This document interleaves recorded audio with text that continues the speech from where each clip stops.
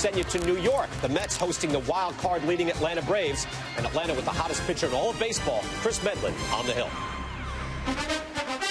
Rains were threatening earlier today, but the skies have cleared. We're getting ready for Fox Saturday baseball here at Citi Field. It's the Atlanta Braves visiting the New York Mets. And we take a look at the National League standings. Look at the East Division. The Nationals have been red hot, so the Braves trying to catch them. But they do have the first place wild card in pretty good position right now. But, of course, that was the position last year, too, when they had that September collapse. They're trying to avoid that again this year. Hi, everyone. Welcome to the broadcast. I'm Kevin Burkhardt. So here are the Braves team. Yeah, they're struggling through certain things, trying to get the offense going. But they have won 5 of 6, and they're really trying to make a strong push and make the postseason this year. I bring in my partner, Tom Verducci. And, Tom, really the best thing for this Braves team right now is their pitching, and especially the guy on the mound today, Medlin. There's no doubt. We're talking 3 consecutive shutouts by the Braves pitchers, and now they give the ball to their red-hot Medlin. This guy has not given up an earned run in almost a month, and his last time out against Colorado was just dominant. You see the numbers there. No walks and 12 punch-outs. So for the New York Mets, the task does not get any easier. And the Braves have only won his last 18 starts, so there's that to deal with as well. Meanwhile, you look at the Braves offense, you know, it's been kind of tough lately for them. They won 3 1-0 games in a row, and then 3 runs last night. It must have felt like 12 to Freddie Gonzalez. It's been a rough week for Freddie Gonzalez watching this offense, but I think he saw some really good signs last night. Jason Hayward with his 25th home run, and the key guy for me is Danny Ugla. Really had been scuffling, lost his job, and last night 2 extra base hits, including a home run. That's a great sign for the Braves. So the Mets trying to play the role of spoiler here this afternoon, but it's the Braves who look to stay hot, trying to make the postseason behind their young guns of Hayward and Freddie Freeman. Don't forget the older guy, Chipper Jones. He's there too. Braves have won 5 of 6. First pitch, them and the Mets coming next.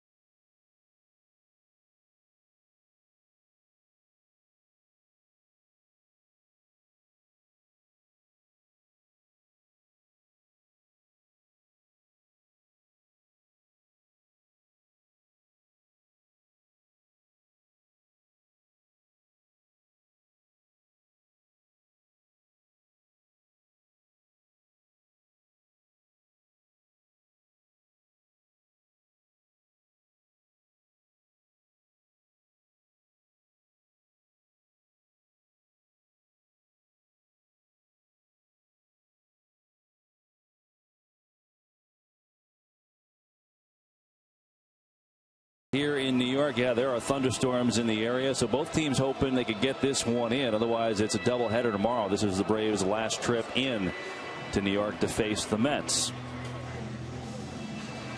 Starting lineups brought to you by Taco Bell. Sometimes you got to live Mas. And we check out the lineup for the Braves. Michael Bourne, of course, so efficient at the top. Jason Hayward hitting his 25th home run of the year last night. And Chipper Jones back in there. He, of course, has tormented the Mets over the years. We all know that by now. Chipper in there today. Here come the Mets onto the field. Opening pitch this afternoon is brought to you by Budweiser. Great times are waiting. Grab some Buds. Jeremy Hefner, 26-year-old, will get the start this afternoon, and he's settled into a groove his last 2 times out. You see his overall record 2-5 with a 4.52 ERA, but his last 2 starts, even though 2 no decisions, have been very good. 14 innings pitched, 3 earned runs. He doesn't strike out a lot of people, doesn't walk a lot of people, although he's had 11 Ks and 2 walks the last 2 starts. Tom, what do we look for from Hefner today? Well, if you're an infielder or an outfielder, be on alert. He likes to work quick. He does throw strikes, and as you mentioned, he pitches the contact. Even when he's on, the defense will get work, does not get a lot of swings and misses. Down and away, for me, that's the key for this guy. He does work the ball both sides of the plate, but he really needs to establish the outside corner, especially change-ups to the left-handed hitters. Take a look at the defensive alignment for the Mets this afternoon. It's brought to you by Chevrolet. David Wright, who's had a Gold Glove type year at third base, will man there. Ruben Tejada back in the lineup. He was off last night. You got the outfield of Duda, Valdespin in center for the injured Torres, and Baxter and Wright totally behind the plate catching Hefner. Chipper Jones getting ready to go. Of course, he had the big celebration, if you want to call it, last night. The Mets presenting him with a gift. And not so much the game for him, though. Everything leading up to the game was great. Chipper said, yeah, it was great until the 0 for 4 and the ball thrown away. But here's the Mets. They gave him an original artwork piece, a 3D pop artist, Charles Sedeno. And it's of Shea Stadium. You see Chipper on the big board there with his numbers at Shea, which probably make Met fans cringe a little bit. There's also so many fine little details. There were banners in the stands of his son's name on it. Chipper seemed to generally appreciate that. So that was the Mets parting gift. And then played a little video. It was kind of mixed, Tom, with some boos, some applause for Chipper last night, who has had a Hall of Fame career. And you look at the numbers against the Mets. Only Willie Stargell had more home runs against the Mets in his career. Willie had 60. Of course, around here, he's known as Larry to Mets fans, but it was a beautiful painting they gave him. Chipper was joking that might wind up in his son's bedroom. His son obviously named after Shea Stadium, Shea Jones. Yeah, he is 8 years old. We are ready to play ball this afternoon. Michael Bourne leads it off, and he takes outside for ball 1. So hopefully the storms stay away. Humid day, but a nice afternoon right now. And it's 2-0 to Michael Bourne, who, of course, you never want to put on base. Look at the umpiring crew. Jerry Davis, the crew chief, but Gonzalez behind the dish tonight. And there's a strike. 2-1 to Michael Bourne. 38 steals this year, a little down from what he's done recently. His last 3 years, 61, 52, and 61. And Bourne punches one to left, and that is going to fall in. Duda trying to overcome and corral it. Bourne motoring towards 2, and he's got a leadoff double for the Braves. You saw it during this at bat. We talked about down and away. Hefner tried to stay out there all 4 pitches. This one got a little too much of the plate. Good job by Michael Bourne staying on this pitch and taking it the other way. And right away, Kevin, the Braves, who have really scuffled to get hits with scoring position, have to play some situational baseball right here.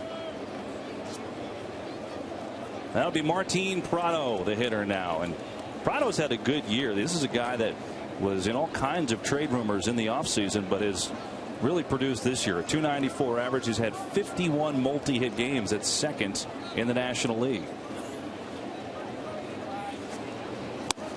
Squares the bunt momentarily, takes a strike. Yeah, that's a nice play right there. Martin Prado. You take a look at the win there.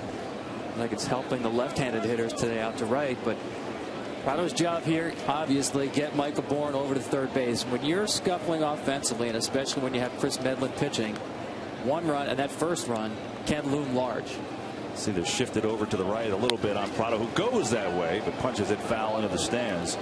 So you look at the Braves with runners in scoring position against the Rockies, the 4-game series in Atlanta. They were 3 for 35 with runners in scoring position. Last night, they only had 3 men in runners in scoring position. They were 1 for 3. They did the damage with the long ball last night.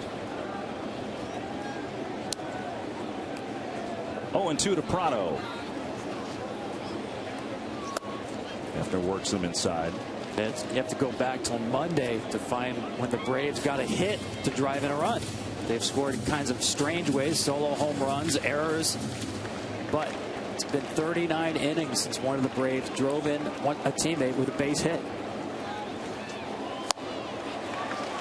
Hefner powered that one by Prado. That'll even up the count. And Prado sent down. Yeah, still here in protection mode, thinking right side. But as you mentioned, Hefner just throws this one by him. Just an emergency hack there to try to get anything, get a piece of the ball right there. Nice job by Hefner. Not known for his fastball. And now it'll be Jason Hayward, the 23-year-old, who's really had a nice bounce back season. When you look at last year, he was battling some shoulder problems and, you know, average of 227, 14 home runs. He's got a career high 25 home runs now. His 25th coming last night. Hayward goes the other way and deep due to retreating at the track. A little jump and he makes the catch. That one kept on carrying.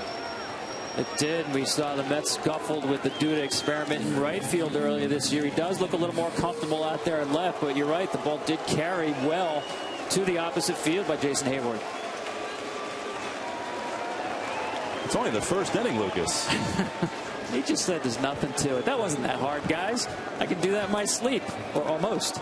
So now Chipper Jones, who of course all the festivities before the game, but then had an 0 for last night and threw a baseball away into right field as well. Batting tonight though from the left side, his bigger power side. 14 home runs on the year for Chipper, 10 of them from this left side. As Hefner trying to strand Bourne after the leadoff double here in the first. Missing away 2-0 to Chipper.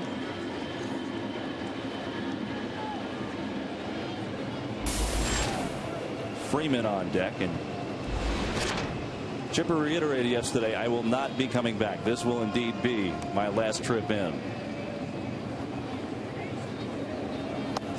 You know, a lot of people have speculated, you know, he's played so well this year and hit so well. It looks like he does have more baseball in him. But what people really don't see is kind of the pain that he has to manage with those knees. He has bad days and he has not so bad days. I'm not sure he has good days anymore. 3-0 here against Hefner with Bourne leading off second. And he walked him on 4 pitches. So Braves have runners at first and second with 2 down for Freddie Freeman. Well, and right here, Hefner's got to be really careful here. This is a dead red first ball fastball hitter, Freddie Freeman, hitting .500 on first pitches this year, 35 for 70. This is not the kind of guy where you want to say, okay, let me get ahead here with a strike one. He does not give you strike one. He's got that big gap in right center field as well. He also has 39 2-out RBIs. It's tied for first in the National League. And he does jump on the first pitch, as you called, Tom, and yanks it foul. I was actually a little bit surprised that Hefner did go to fastball right there. He got a good location here, gets it inside enough that you couldn't barrel it up. It got in his kitchen a little bit there.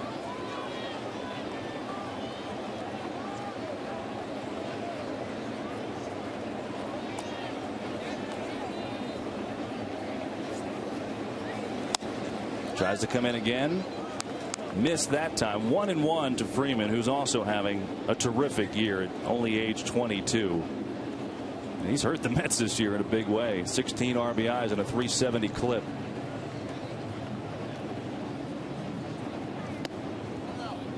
It's low and tight for Hefner, going to the curveball. So he's trying to work the inside portion of the plate, and it's 2-1 to Freeman with Ugla looming on deck.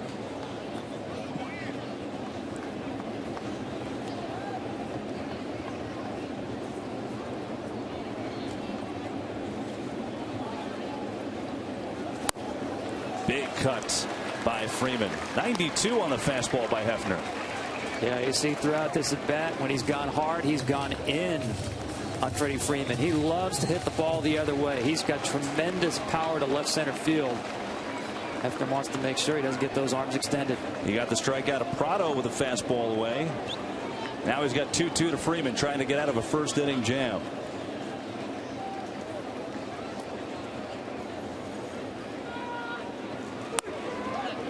Again, he comes inside but misses, and count goes full.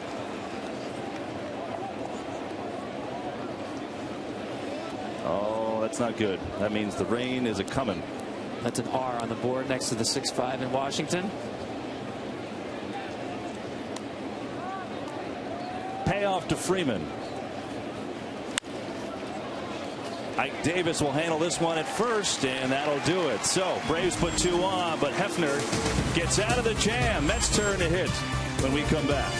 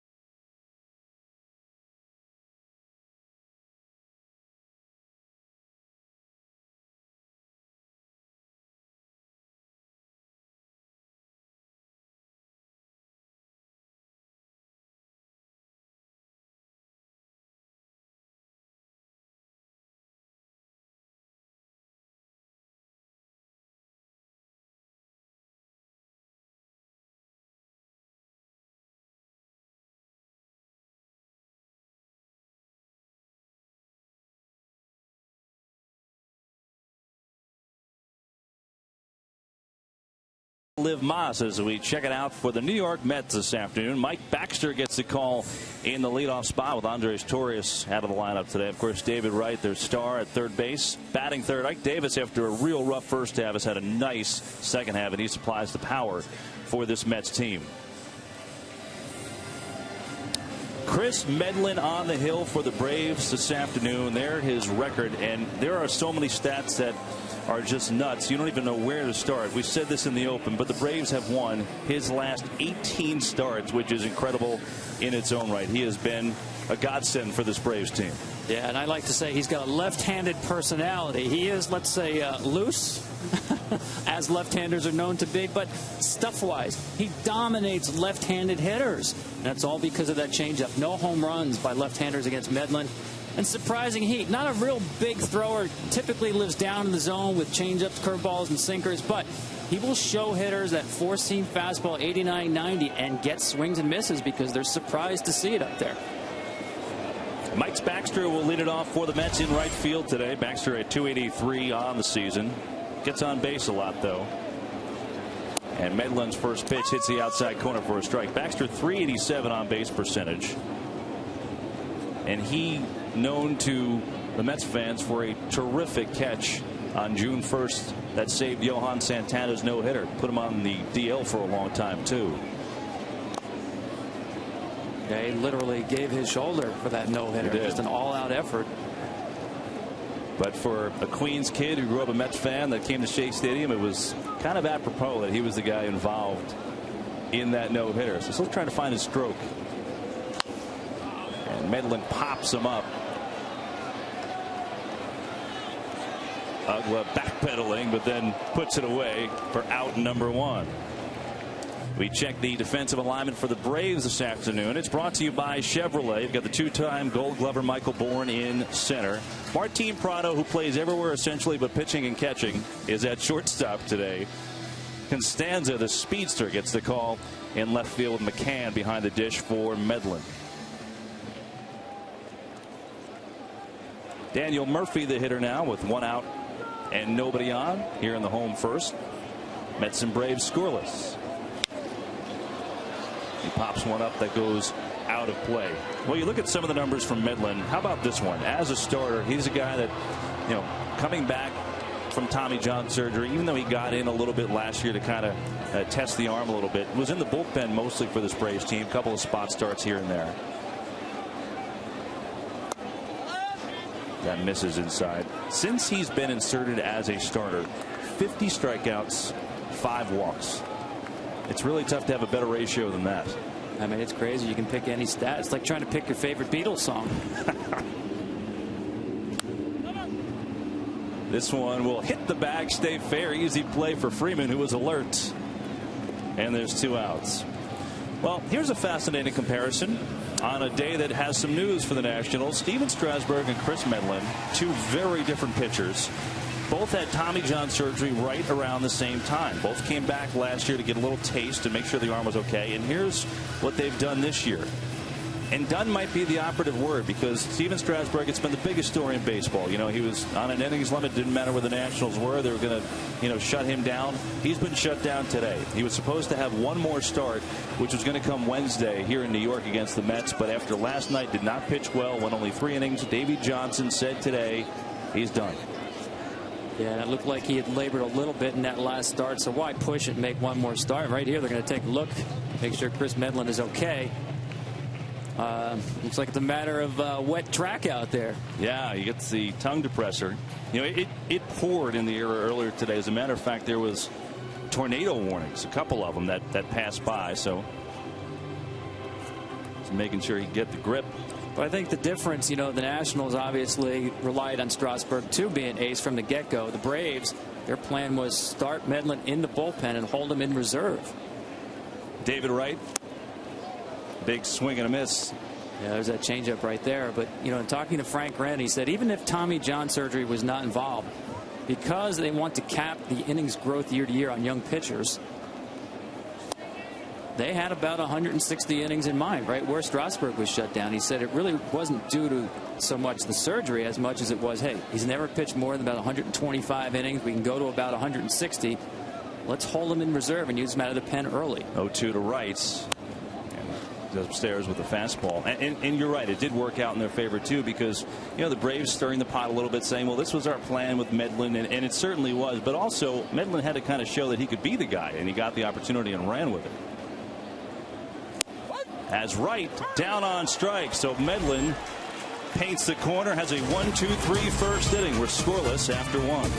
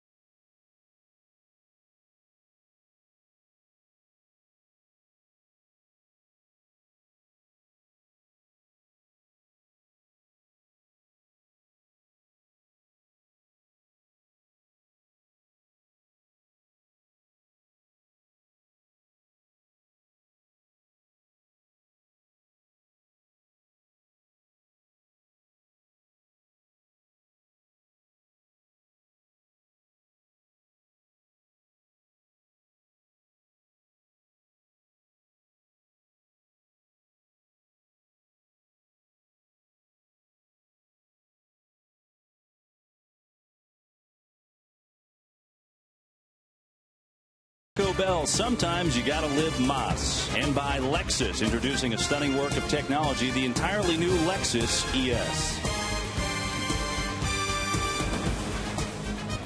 Dan Uggla leads off the second for the Braves against Jeremy Hefner. Uggla, nice night last night with a couple of hits as he takes strike one, and then this coming against Henry Mejia off the curveball. Yeah, hanger right there, but throughout the night, even on an out and ground ball to shortstop, he hit 4 bullets. It's been an interesting year for Uggla. That's for sure. I mean, you look at his home runs, and for a second baseman, you say, well, 18 home runs, that's terrific. But for Dan Uggla, who has 30, for 5 consecutive years, he is down in that department. As it's 2-1 to him here against Hefner. But I think the interesting thing is, here's earlier in the week, Freddie Gonzalez says, okay, Dan Uggla is benched. He's not our second baseman right now. It's day to day. And he tattoos that one into left field, and Uggla's got himself a base hit, so maybe he's getting hot. Yeah, I think that plan is out the window, the way he's swinging the bat. Curveball last night for the home run. Fastball right here. It's up.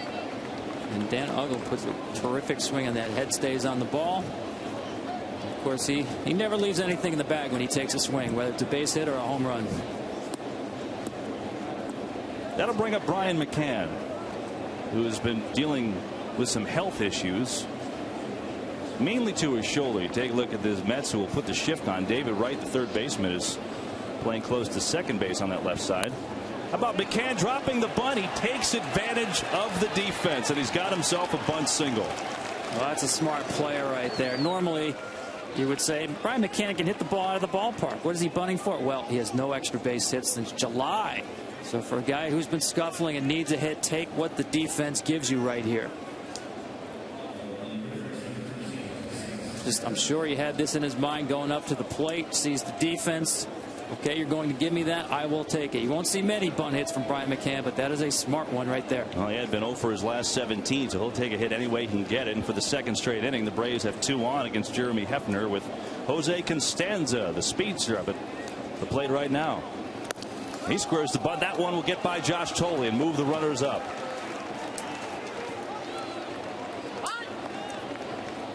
It just looked like a sinker that handcuffed Tolley there. Just pulled it a little bit inside on Costanza, who showed bunt here late. Watch this just ride inside and bounce and get away from him. Costanza is an excellent bunter. And he hits the ball like he's a right-handed pull hitter. Rarely hits the ball to the right side.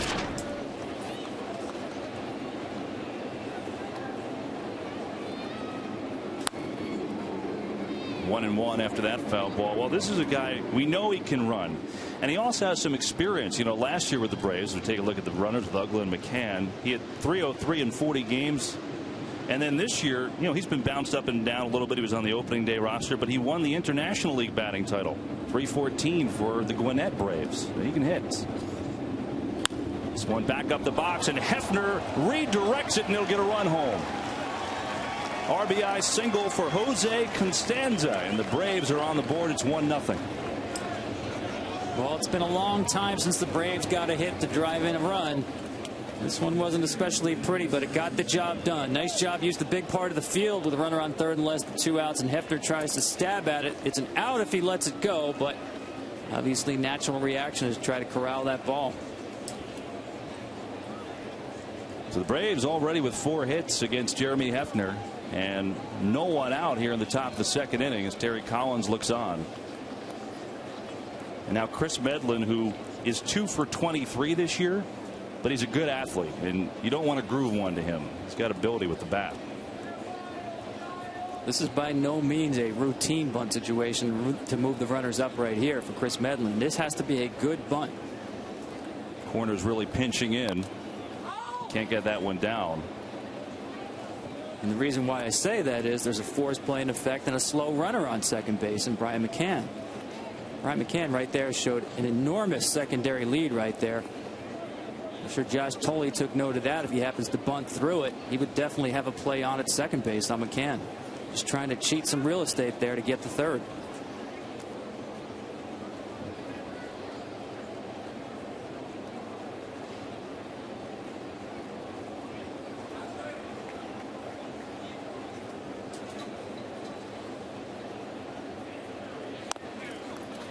Tolley has the play at third and takes it right on the return, right into the ground, but no harm, no foul. So Tolley jumped on that one. Not a great bunt by Medlin. They get the lead runner. No, in most situations it's an okay bunt, but as I said, that's a difficult bunting situation. If you're the Braves, the best thing you can say about this is it's not a double play. I'm not sure that David Wright had to play it first anyway. He obviously didn't think he did and was trying to hold up and killed the clock there like an NFL quarterback. So fielder's choice for Medlin is a nice job by Tolley to jump out of the box and pick that one up quickly and gets the first out of the inning. And back to the top with Michael Bourne.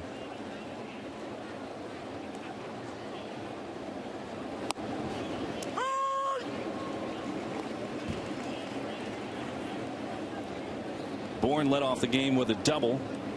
Was stranded there in the first. He's got 2 runners on the pond now. Costanza at second and Medlin on first. Hefner's 0-1. Just nails the outside corner. Showing you the curveball. Yeah, nice breaking ball here. Kept it on the outside part of the plate. Very good location.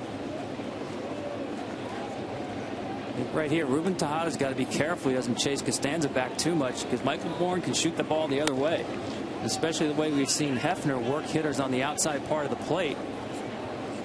And I wouldn't be too concerned about the runner out here. I'd put a premium on defense and range here. Make sure you get back on the pitch. Hefner missing outside, and the count evens for Bourne. Prado waiting on deck.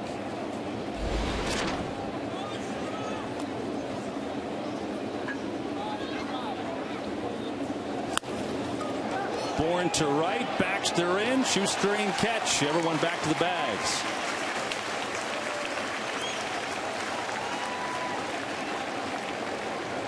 Tomorrow the regular season begins with a Fox NFL Sunday doubleheader. First, Robert Griffin III and the Redskins take on Drew Brees and the Saints, or Michael Vick leads the Eagles and the Browns, or could be the Falcons taking on the Chiefs, Rams, Lions. Then America's Game of the Week. The 49ers battle Aaron Rodgers and the Packers, or the Seahawks, Cardinals, Panthers, Bucks. Coverage begins tomorrow with the Built for Tough Fox NFL Sunday pregame show at noon, 9 a.m. Pacific. Boy, that Packers-Niners game is something. The best offense against the best defense.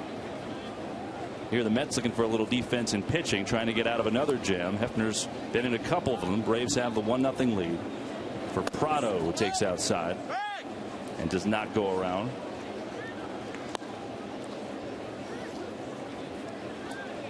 Prado struck out at a fastball away his first time.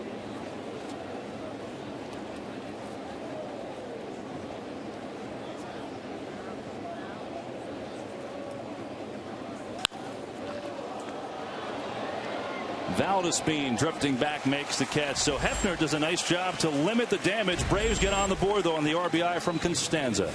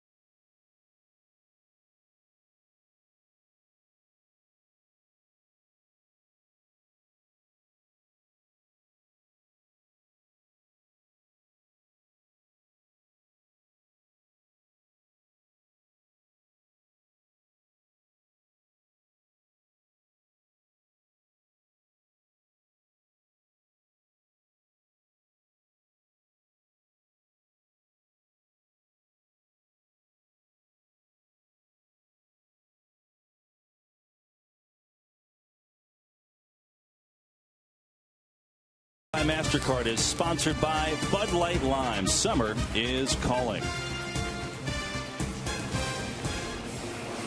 Ike Davis will lead it off for the Mets in the home second. Braves up 1-0. It's time for the Mazda Better, Stronger, Smarter. Ike Davis has certainly been better. Take a look at his stats brought to you by Mazda. I mean, he had a horrific start, as you see, by the 158 average, but he's really come on, not only with the home runs, Tom, but the average it's been a different hitter. He's a different hitter depending on what week you catch him. Ike Davis is one of those tinkerers. In late July, you mentioned scuffling under 200.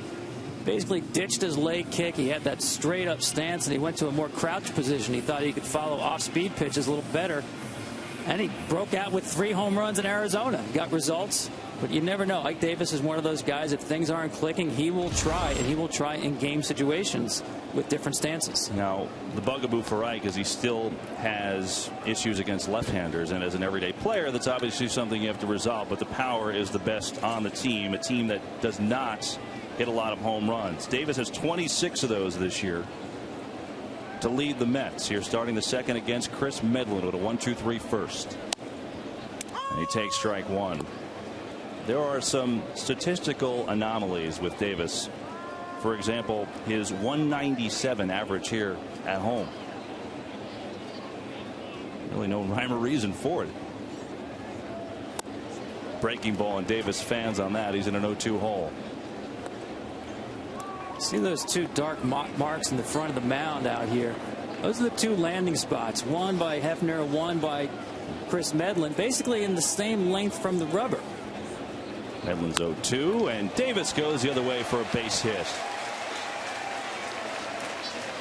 Let's go to Brian Kenny at the MLB Network studios for a DirecTV game break.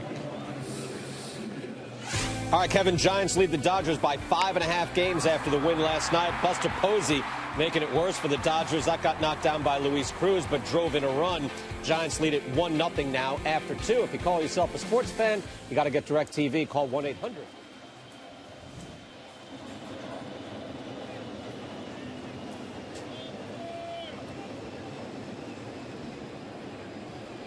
All right, Brian, thanks. Lucas Duda now with Davis on first here against Medlin. Yeah, just to finish that thought, watch the stride length of Chris Medlin. A guy like Hefner, he's a big guy. He's 6'4", 6'5". Medlin, I asked him this so I can give you the exact answer. He's 5'9"3/4. Duda's popped up. Hayward chasing in. And come a long way, but he hauls it in for the first out. So you're talking about 2 guys obviously with a huge difference in height, but in terms of where their landing foot comes down, basically it's the same. Very long strider. We stretched. We gave him that extra 1/4 of an inch to say he's 5'10". We had some good time with Chris Medlin yesterday. He is a human energy drink, right? He's a ball of energy. He definitely is, and he works quickly, throws strikes. Infielders love him when he's pitching and when he's not pitching. Ruben Tejada now, the 22-year-old shortstop for the Mets. Got the day off last night. He's been struggling of late. 7 of his last 40 with 10 strikeouts, and he hasn't struck out a lot this year. Check on Ike Davis, who's going nowhere. But Tejada has been, that dreaded word, fatigued, I guess, coming down the stretch. And Terry Collins, the Mets manager, was going to rest him today, and then he said, he needs to find his way out. He takes strike one and learn how to finish a season, even if it's not the finish that he wants, just so next year he'll be better prepared. Yeah, that's September this month. This is graduate school for a lot of young players. A lot of uncharted territory playing this deep into a season. It was the second time this year Tejada in the 6 hole.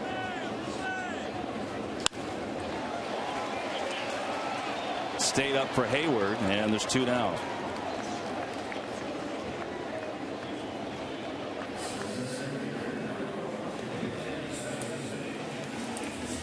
Terry Collins in his second season as Mets manager, and he's done a nice job with this team. The problem this year is it's been a tale of 2 halves. I mean, you look at the first half, they had guys that were playing great as a team. They were 46-40. They were in the mix, Tom, and the second half got off to as bad a start as you could possibly imagine. They lost 14 of the first 16 games out of the break.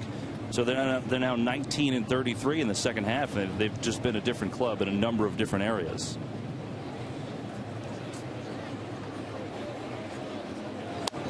Jordani Valdez being the batter. He takes outside for ball one in center field today. Andres Torres injured his knee in last night's game. A lot of things went right for them in that first half, especially clutch hitting. This team scored a ton of runs with 2 outs early in the season. Now it's been very difficult with 2 outs and with runners in scoring position. Valdez being way out in front on that change.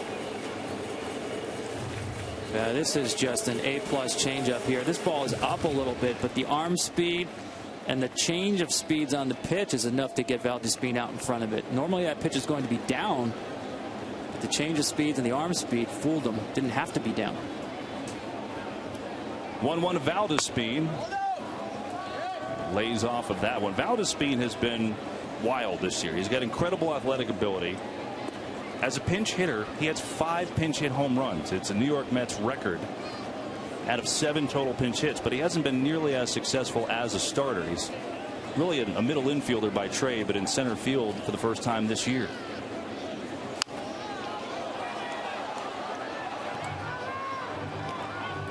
So he's got 8 home runs, and 5 of them came as a pinch hitter, and some of them in huge spots. I mean, hit a home run off Papelbon in Philadelphia to win a game. Hit a home run off Clippard, another closer in Washington, to send a game into extras. And that's a difficult job, coming off the bench and pinch hitting, and he makes it look easy. He's the Mets microwave. Remember Vinnie Johnson, the old basketball player at the Pistons, coming off the bench, instant offense? Now that was a 6-man with that awkward shot motion from the top of the key. Just have to convince Jordani that he's pinch hitting 4 or 5 times a night when he starts.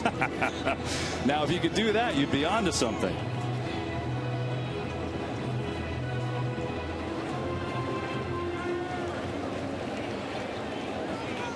R.A. Dickey, the Cy Young candidate, will join us next half inning. We look forward to talking with R.A. 2-2. Valdez lays off. One thing for Jordani is he's an aggressive swinger, a wild swinger, as we saw earlier in the bat and the changeup, but he has slowly started to be a little bit more patient when he starts, not so much as a pinch hitter, which you don't want to be necessarily patient in that role. Could have bat right here, a rare 3-ball count from Chris Medlin. Davis running high and outside, ball 4. It's only the 6th walk since Medlin became a starter this year. So the Mets have potentially something going with 2 outs and 2 down, and Josh Tolley will be the batter. Yeah, Medlin has been so locked in lately. It's not just the walks. Even when he's missed, he's just missed by a little bit, been around the strike zone. That was very surprising to see him throw that fastball. That was a ball the minute it left his hand, where Valdez was not going to be tempted at all to chase that pitch. I mean, you look at Medlin, he's got a .96 whip, less than a batter on base per inning, which is phenomenal. So it's 2 on, rare since he's been with his team this year. And he starts off Tolley on the outside corner for a strike. Josh Tolley has struggled this year. 240, 12 doubles, just 20 RBIs. He's trying to kind of find himself. Get back to what he did best, which is really just punching the ball over the place. You know, Terry Collins had a conversation with him a couple weeks ago and told him, hey, you know, you're not choking up as much. You need to get back to that and spray the ball around. And we just saw the number with runners in scoring position. That's been one of his biggest downfalls. Yeah, the whole team lately has been really gone through a very long dry spell with runners in scoring position. Tolley's job right here is just put it in play somewhere. He's a better hitter to the left side of the field than the right side. Medlin has him 1-1 with 2 down. Puts it in play, but right at Dan Uggla. Inning over. So Medlin through. We'll talk to R.A. Dickey next, and we'll return to New York after a word from your local Fox station.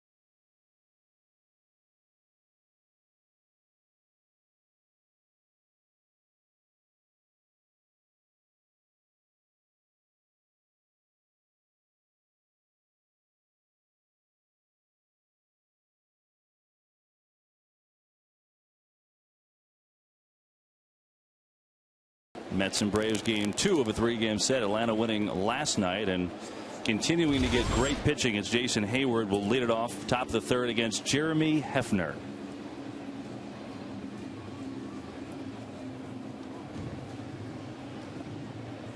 Hayward flew out to left his first time up.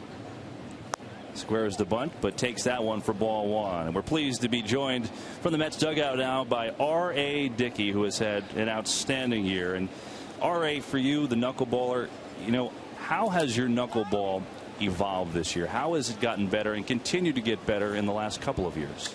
Well, I think it's like anything. You really hope to grow with your craft. And for me, I feel like I've been able to change speeds with it a little more, maybe change the elevation of it somewhat. But for the most part, I think it's really a battle to be consistent. And the more I can be consistent, the better product I'll be on the field. R.A., I know a lot of people tend to downgrade the effect of throwing the knuckleball. They think it's easy on the arm, but here you are, 2nd in the league in innings. We're here in September. You've had a great season. Tell me about how you feel at this point physically. I feel okay. I really do. Hayward's a left center, and a little confusion out there. That's going to drop in. It looked like Valdespin had a beat on it and went over his head, and Hayward's got himself a double. I think this ball carried a little more than he thought it was going to carry. The route, the angle he was taking the ball didn't match up with the flight of the baseball. I think that ball caught him off guard, and how well it carried off the bat of Jason Hayward. It's the second one off Hayward's bat that carried. The last one Duda had to go back to the track to get to as Chipper Jones comes to the plate. All right, it's been quite the year from you, on and off the field. You've inspired many. I know you've had a lot of people that have come up to you that are not even baseball fans about your story to get here. As Chipper Jones, Valdespin sizes it up, and Hayward will stay at second. There was an editorial about you in the New York Times the other day, which I don't know if that's happened too often for a baseball player. Has there been one person or certain people that have reached out to you, non-baseball people, that have just kind of given you a heads up that, hey, keep doing what you're doing. You're really inspiring us, that type of thing? Well, social media is great. I'm on Twitter, and so I get quite, and you also have fan mail that comes. But ever since the book was put out, I feel like I've really been able to connect with people on a much more intimate level, which is what I've always wanted. I play a game for a living, and it's fantastic, and I'm glad to be enjoying a good season. But there's some things that matter a little bit more than the game sometimes, and I'm thankful to be connecting with people on that level.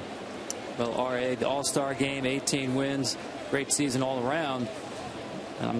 You still have a ways to go, but is there something that really stands out for you that's special about this year so far? Well, I think the wins, I think have been real special. A lot of times you'll pitch good and not get the win, but there's something to being in the teens and wins that's nice, and I've been able to enjoy that for the first time in my career. I feel like the last couple of years I've pitched fairly well, and we just haven't been able to score the runs that I've pitched well in. And so this year, I think the wins, I think that's the most special thing. I think anytime you can turn in a year where you have in the high teens and wins, it's a pretty special year. As Freeman takes a 1-2 pitch down low. Well, let me follow that up. The obvious question is, are the wins enough for the Cy Young Award? Have you gotten to the point now where you're doing not so much scoreboard watching, but box score watching in terms of your competition? Well, for me, I try not to get too caught up in that. I think I'm much better at being invested in the moment. I know I have the Nationals on Tuesday night, and that's a big game for me, and as is each individual start from here on out. But if I project out and try to say, oh well, if I get 3 more wins or 4 more wins, sure, I hope to win the Cy Young. What little boy doesn't when he's growing up? But at the same time, I don't think I have a shot at winning it if I'm not invested in the moment. So I just try to stay there as much as I can. All right, you talked about your book. The title, of course, for those who don't know, Wherever I Wind Up. Terrific read for those who haven't read it. But continue on this path. As you look for personal success, I mean, you're always looking for team wins. Is it somewhat difficult to celebrate at this point the season that you're having individually, because right now the team is struggling? Yeah, Kevin, that's a good point. It is somewhat bittersweet, especially with the start that we got off to. We really thought we were going to be in the mix here at this point in the season, and turns out that we're not so much. But there's always something to play for. Freeman has himself a base hit. Hayward's got good speed, plenty enough to come home and score. So Freddie Freeman with an RBI single, and the Braves have a 2-0 lead.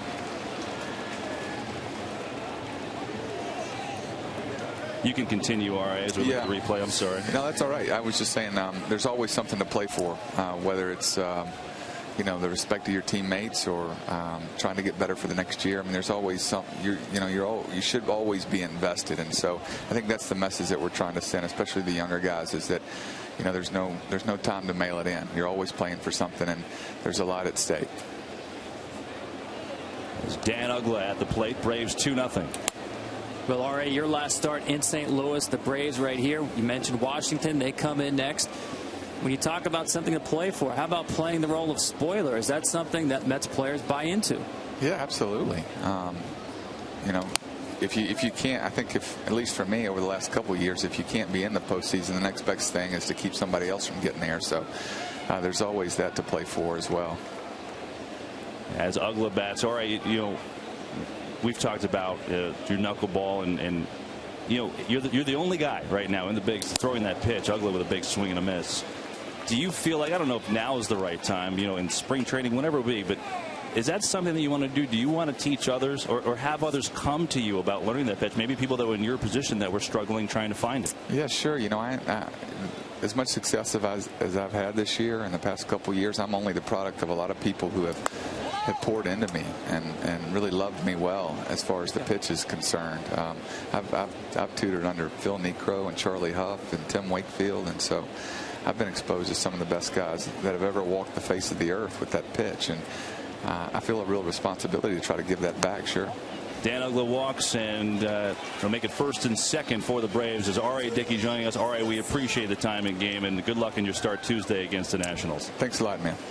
R.A. Dickey taking the time. He has had an amazing season. I mean, 18 wins. When you look at what he's done, here are some of the numbers. Is he Cy Young worthy? Absolutely. He's right in that mix. He had back-to-back one-hitters at one point.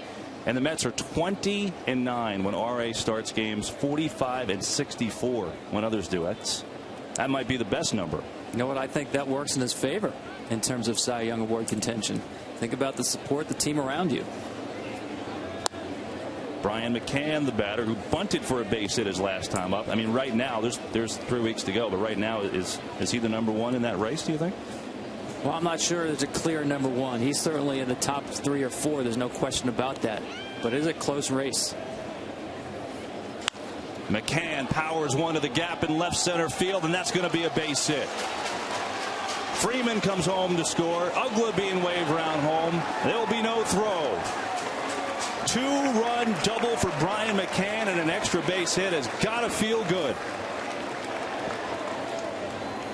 Well, that breeze you felt with all the exhaling out of the Braves dugout to see Brian McCann, the very heart and soul of his team behind the plate, come through with an extra base hit. First time since the end of July, drives this ball into the left center field gap. Big hit for Brian McCann. Sometimes it's one hit that gets you going. That certainly is a big one for McCann and the Braves. And maybe that one hit was the bunt. He had the big shift on last time. He dropped the easy bunt, and then he shows you some power, which he hasn't shown in a while, as the Mets will talk it over on the mound. Hefner, who has been in a nice groove, struggling today. Already 4 runs and 7 hits for the Braves. But, you look at McCann, and there's been some injury things with him as well. That's the problem. He's playing right now with a frayed labrum and a cyst in that shoulder. He's had 2 cortisone shots in his right shoulder in the last month. Missed 3 games earlier this week, so he's trying to gut it through. He's an important piece for this team if he can get him going. Yeah, he's got what they call a subluxation at that shoulder, where sometimes when he hits, it'll just pop out on him. Does not affect him throwing at all. Jose Constanza takes ball 1 on the outside portion of the plate, as Jeremy Hefner trying to stop the bleeding here. 4-0 Braves in the top of the 3rd.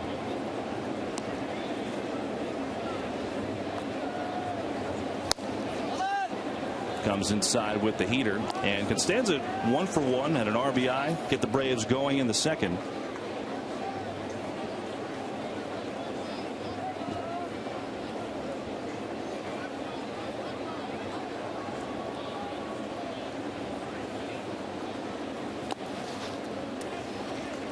There's one more. Sorry, Tom. We'll take a look at the pitch first. Yeah, see him go off speed here with the breaking ball here. Nice bite to that. Gets Costanza out in front of it. Just want to give one more thought on the Cy Young talk with Dickey as we're talking to RA.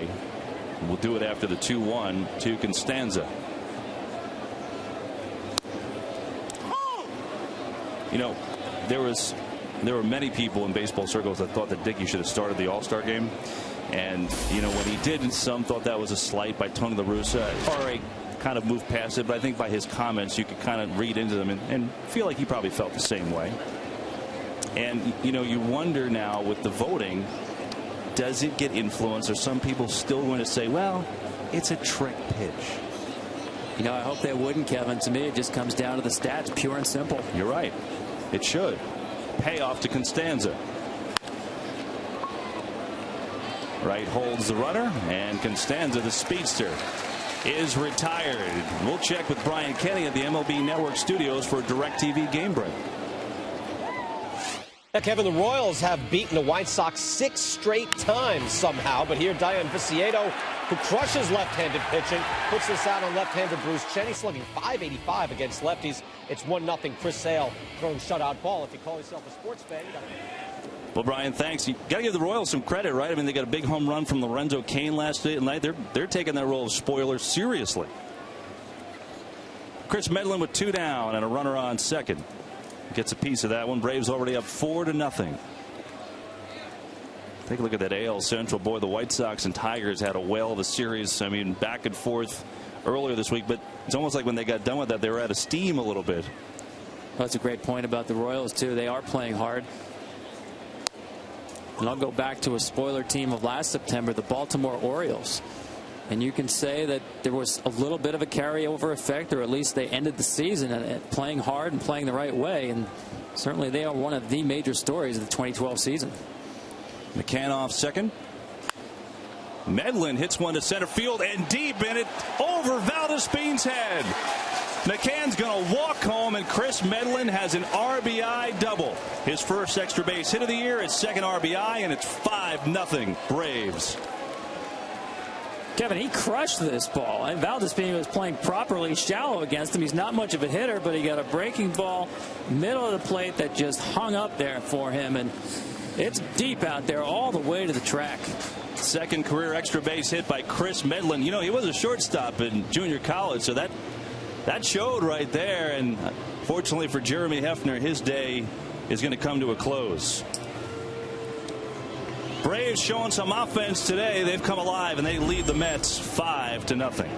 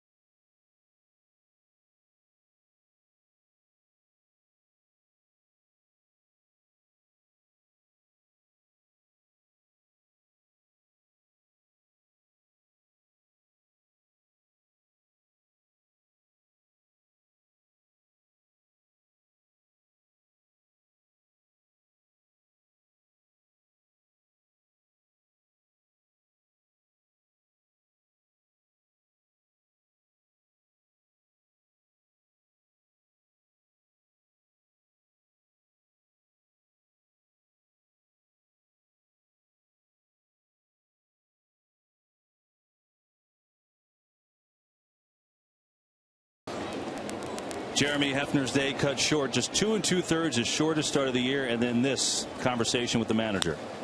Michael Bourne greets Justin Hampson swinging at the first pitch, and Daniel Murphy retires Bourne. But the Braves have a big inning. They put 4 on the board against Hefner and the Mets. They lead it 5-0, and look at some of the hits here. It was Hayward, it was Freeman, and McCann, the big one, with the double. 5-zip Braves.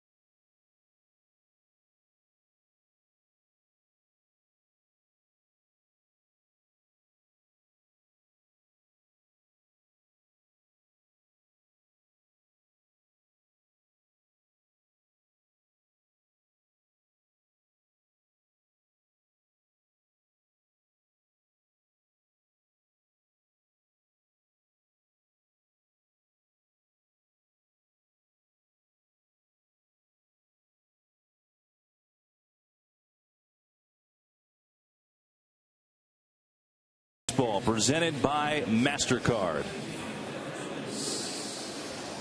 Chris Medlin takes the hill for the home third, and he must have to probably clear his eyes and look at the scoreboard. The Braves have been winning games, but they haven't been scoring much, and they've got a 5 spot on the board already here against the Mets.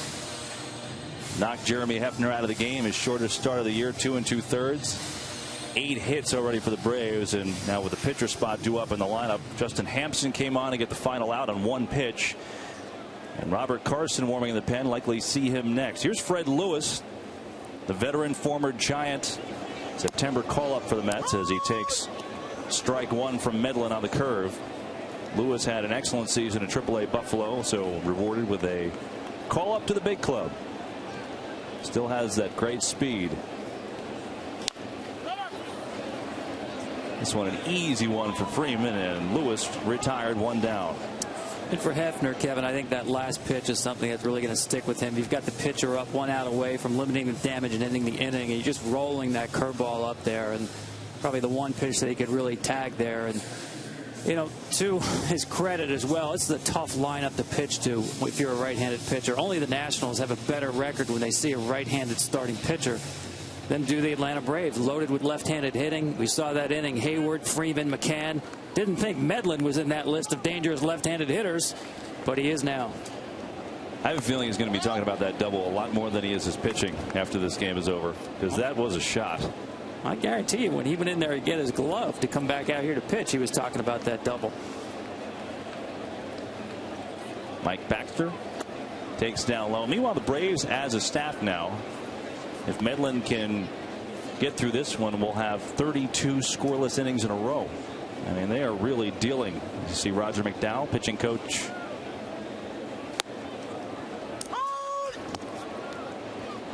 Baxter 0 for 1, popped out to second. McDowell, the former Mets, alongside Freddie Gonzalez, peeking through the the fence there.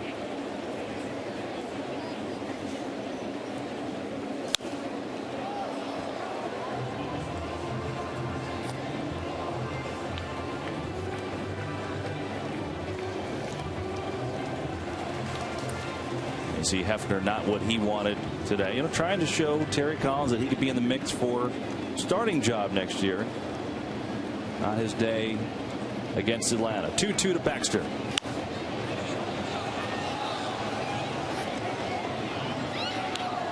It's funny talking to Freddie Gonzalez, the manager, before the game, and said, Freddie, 3 runs yesterday. Must have felt like an eternity. He said, yesterday, piece of cake, 3 runs. He's got 5 on the board. It's the 3rd inning. Yeah, he really has to like what he sees, especially the hitting from Ugla and McCann. Baxter goes down. Medlin's so good with the off speed. Tonight, college football returns to Fox as Aaron Andrews, Eddie George, and Joey Harrington once again get you ready for kickoff with the Ford Fox College Saturday pregame show. Then Rex Burkhead and the 16th ranked Nebraska Cornhuskers head to L.A. for an early season test against a UCLA Bruins team looking to pull off the upset. Coverage of Fox College football presented by Geico begins tonight at 7 p.m. Eastern, 4 p.m. Pacific. Daniel Murphy takes inside and low for ball 1. And Nebraska's quarterback Taylor Martinez is a California kid who got recruited to go to UCLA. So there's a little intrigue there.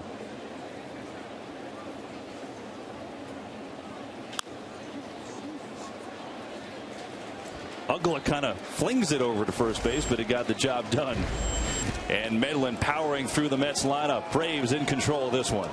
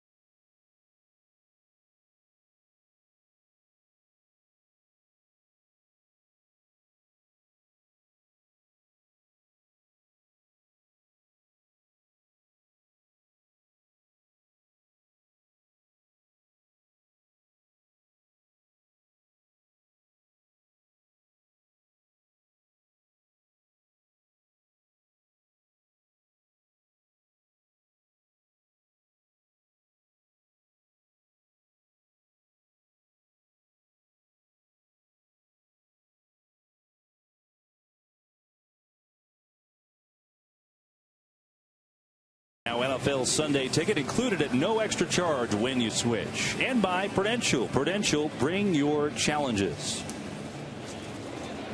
They go to the 4th. Braves in control 5-0 as their offense is broken out today. And now the Mets on their 3rd pitcher of the afternoon. The left-hander Robert Carson will come on.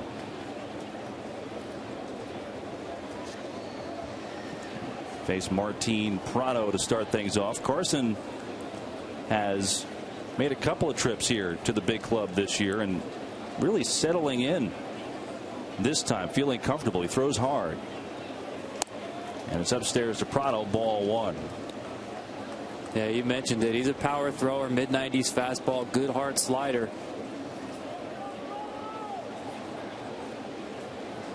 Prado's 0 for 2. Down like a broken bat, right on the run. Made the play. And David Wright has had a year where he should get some hardware when it's all said and done. He certainly warranted a Gold Glove over there and made that one look easy. One down, Jason Hayward will be the batter. Hayward doubled and scored in the last inning.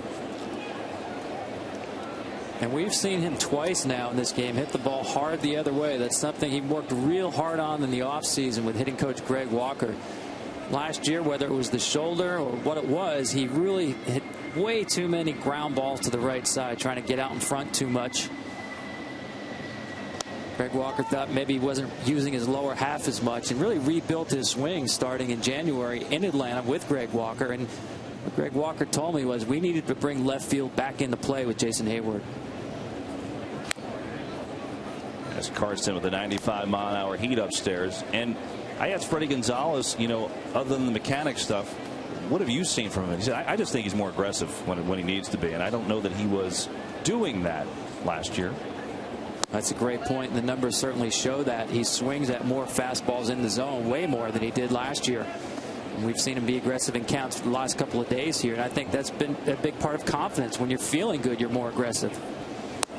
There's a strike from Carson. 3-1 to Hayward. But for a guy who last year was at 227, really lost a lot of playing time down the stretch to Costanza, he is now a big part of this team again. And he draws a walk.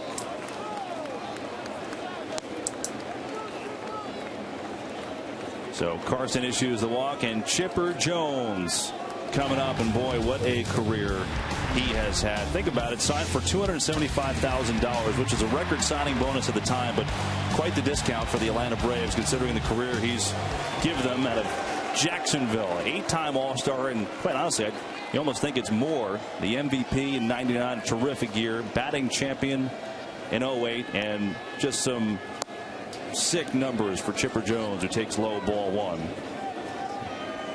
19th season with the Atlanta Braves. And that batting title in '08, first batting title at age 36.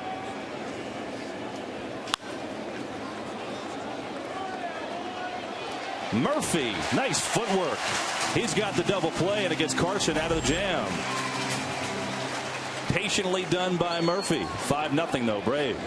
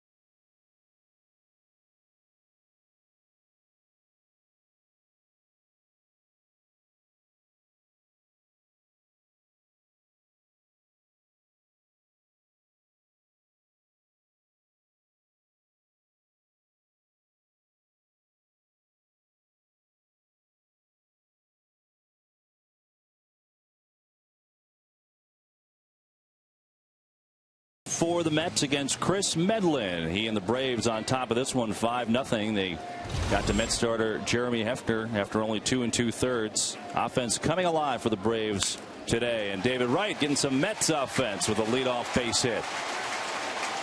Bourne corrals it. Wright stops with a leadoff single.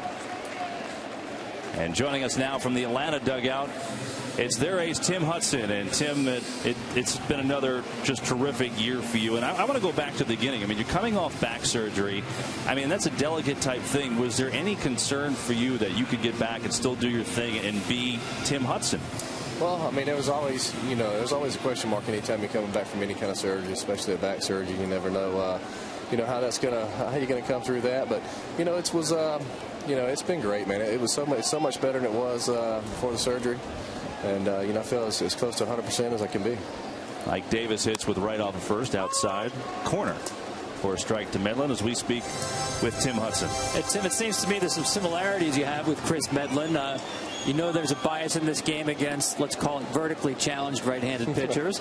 You both seem to be really long striders. Is there enough similarities that there's a lot of shop talk in terms of approaching hitters? Yeah, we talk at times. I'll tell you, he's really he has really soaked up a lot of information from not only myself but just other guys on the team as far as pitching goes. And the kid knows how to pitch. I mean, he don't need any help from me. I mean, he can go out there with that changeup that he has. Change speeds, his location is awesome. I mean, he goes out there and commands both sides of the plate. His fastball is 88 to 91, but with that great changeup that he throws in there, it makes that 90, 91 get on those guys a lot quicker than they're used to. Tim, we were talking to him yesterday, and he seems to have quite the bundled energy. So between innings, does he kind of bounce off the walls in the dugout? How do you control him down there? Man, I'm gonna tell you, if there's such thing as ADHD, he's got it. I mean, he is all over the place. A lot of energy. He's a guy that keeps everything light in the dugout. I mean, he's always got a smile on his face, always, into the game. And, it's fun, man. I'm glad to see him finally get an opportunity to come out and start big league baseball games. I feel like he's got the stuff to really be successful in this game. And he's taking advantage of this opportunity, and I hope he keeps it up. Well, I know you're going to hear after the game about that double. I'm assuming you probably heard about it already. Well, I've been with him in the cage, working on his swing a little bit, and he's finally starting to listen to me. Ugly will try and turn two. Has trouble getting it over there, and probably wouldn't have a play on right anyway, so he'll just go to first. Davis retired, and David Wright goes to second. As we talk with Tim Hudson, Tim, this team just seems better equipped this year down the stretch. Last year you had injuries, you had guys that were playing through stuff, and this year the biggest thing that stands out to me is the staff as a whole. I mean, the National League best 3.03 ERA since the break. How does it feel as a staff, and tell me about the kind of state of this staff, if you would? Well, we feel good about it. Obviously, coming into the season, we knew that our bullpen was going to be strong. Last year, our bullpen was probably the strength of our team. We feel like our ball club is better than we were last year as a whole. Our lineup's better. Obviously coming in, the question mark was going to be our starting rotation. How are the young guys going to come in and fill those roles, and how successful are they going to be? And we struggled a bit at first, but I feel like here in the second half, we're really reaching our stride. We're doing some things that we felt like we should have been doing the whole year. And it's nice to finally go out there and feel, as a starting staff member, feel like we have something to be proud of. I feel like we've been throwing the ball better as of late. And, we know with our bullpen, we can just go out there with a little bit of a lead. They're probably going to nail it down for us. And this year's been a lot better for us as well because our offense has really picked us up. We've had, we haven't had to go to that bullpen so much, to protect those 1-run leads, 1- and 2-run leads. So it makes overall, we feel like we're a much better club than we were last year. Well, you talked about it last September. It seemed like the bullpen did wear down that 9 and 18 stretch. What do you take away from that month? Because there weren't a lot of changes after that season. Yeah, now, we understand, what happened last year. We went out there and we played as hard as we could. We just didn't have the club to get it done. We came across a St. Louis club that was really hot. They were playing some of the best baseball of their season, and we were playing some of the worst. And obviously it was really disappointing, but we understood what happened. We're not playing any more hard this year than we did last year. We played just as hard last year as we are this year, but I just think we're a better club this year. I think our offense is better, and as a result, we're not having to go to our bullpen, to our studs in our bullpen as much as we had to last year, and as a result, they're much more fresh this year. Meanwhile, Duda's RBI single gets the Mets on the board against Chris Medlin. Well, look at it this way. On August 19th against Medlin, the Mets actually put up an earned run. That's the last time it happened until right now. So he's human. Sam, that was more than a 40-inning stretch there without an earned run allowed by Chris Medlin. I know you talked about his arsenal of pitches, but did you imagine that he could be this good as a starting pitcher here in the second half of the season? You know, I believe that he could. You know, he goes out there and competes. You know, he's that kid that, you know, probably was never a big prospect and was, you know, a small kid coming out of high school and college. And, you know, us guys like he and myself, I mean, we go out there with a little bit of a chip on our shoulder sometimes. And once we get an opportunity, you know, we try our best not to let that opportunity slip away. And, you know, he goes out there and competes. Like I said, man, he has you know, an average to above average fastball, but that changeup, I'm going to tell you what, it's one of the best I've seen throughout my career. And his location with both of those pitches are, you know, I don't know of anybody that has it much better. Hayward on his horse retires to Hudson, and that's the second out due to back to first. Tim, one last one for me. You know, you're around Chipper every day, and we obviously talked a lot about him here in New York as he makes his you know, final trip in. What has been the most impressive thing, either as a teammate or just watching him produce this year on the field? Well, I just think everything that he brings to the table. You know, he's a great leader for this team. You know what he's doing at this age of his career. I mean, when he's out there on the field, he's one of the best players on the field, and he's 40 years old, and he's been doing it for a lot of years. And you know, it's you know, I'm fortunate to have been able to play with him his last, you know, 8 years of his career. You know, this year's been fun watching him. You know, go to all these stadiums and seeing how all the fans just appreciate what he's done for the game of baseball, and you know, it's been cool. It has a lot of the same feel that it did with Bobby Cox during his last year with the Braves, and it's fun to be a part of it. You know, we razz him a lot, but you know, he takes it in stride, and when he is out there, he can't play as many games as he did when he was younger, but when he's out there, he's definitely one of the best players on the field, and that's what we want from him.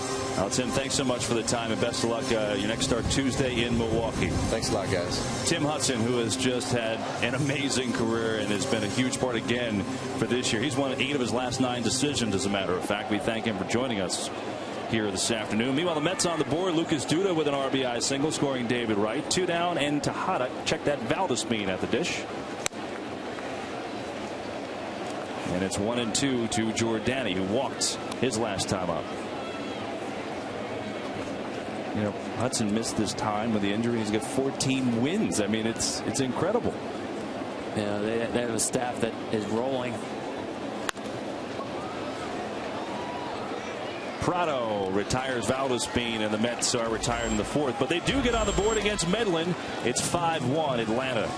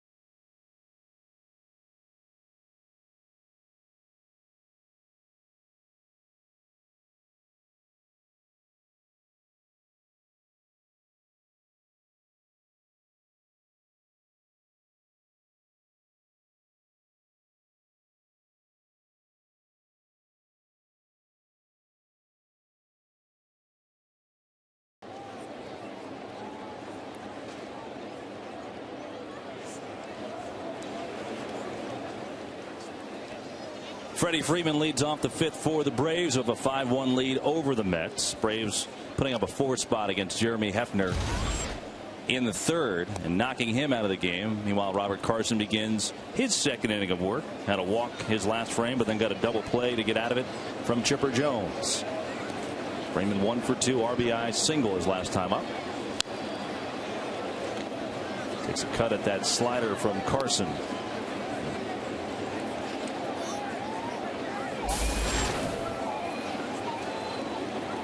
Ugla on deck.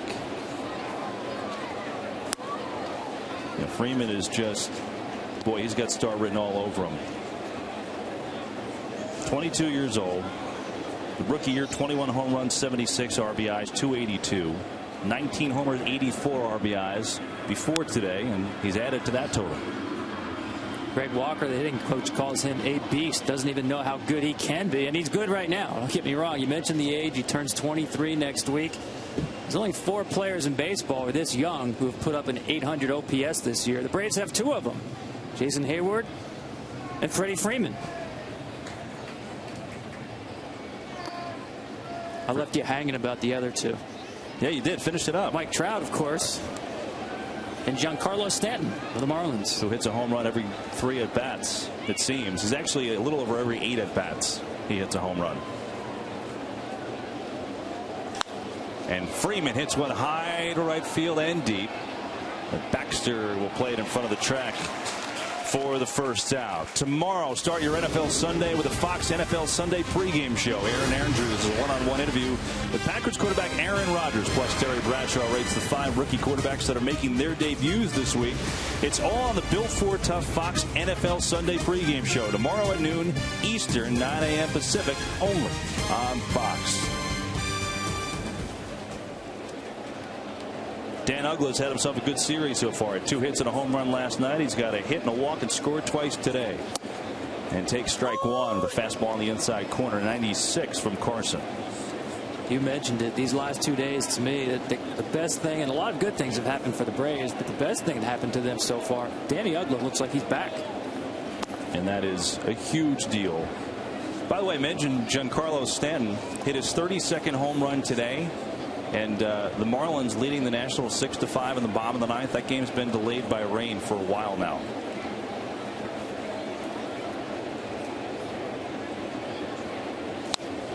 Big cut by Uggla. I mean, you know, getting back to Uggla early, yeah, Freddie Gonzalez benched him for a few days, and it lasted only 3 days. He's been in the lineup ever since. But the thing is about Uggla, no matter what he is hitting at the plate, and this year coming into today was only 209.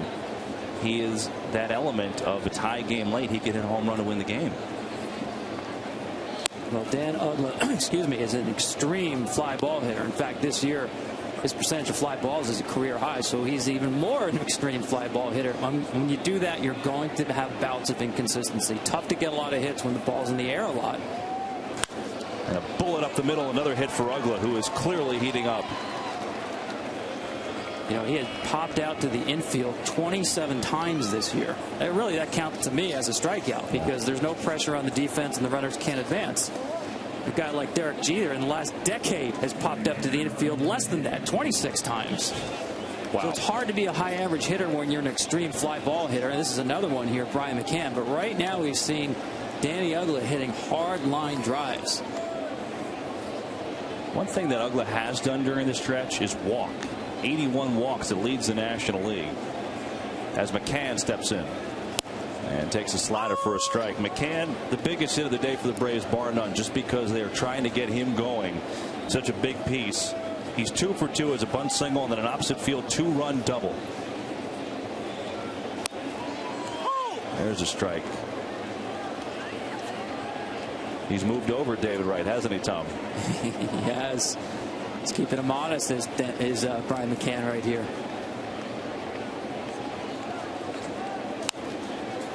Earlier, the first at bat, Wright was 5 feet from second base. McCann dropped down that bunt, so that's to change it up just a little bit. Well, I also think it's the difference with a left-handed pitcher on the mound, especially a tough lefty on lefty, a guy like Carson here.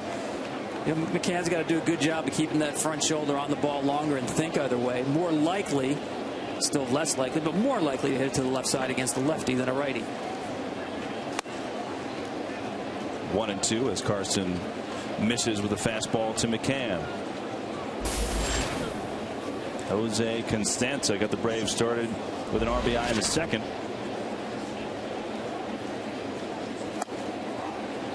Freeman, Medlin, and McCann, the other RBI contributors. Of course, Medlin with the double that went way over Valdespin's head in center field.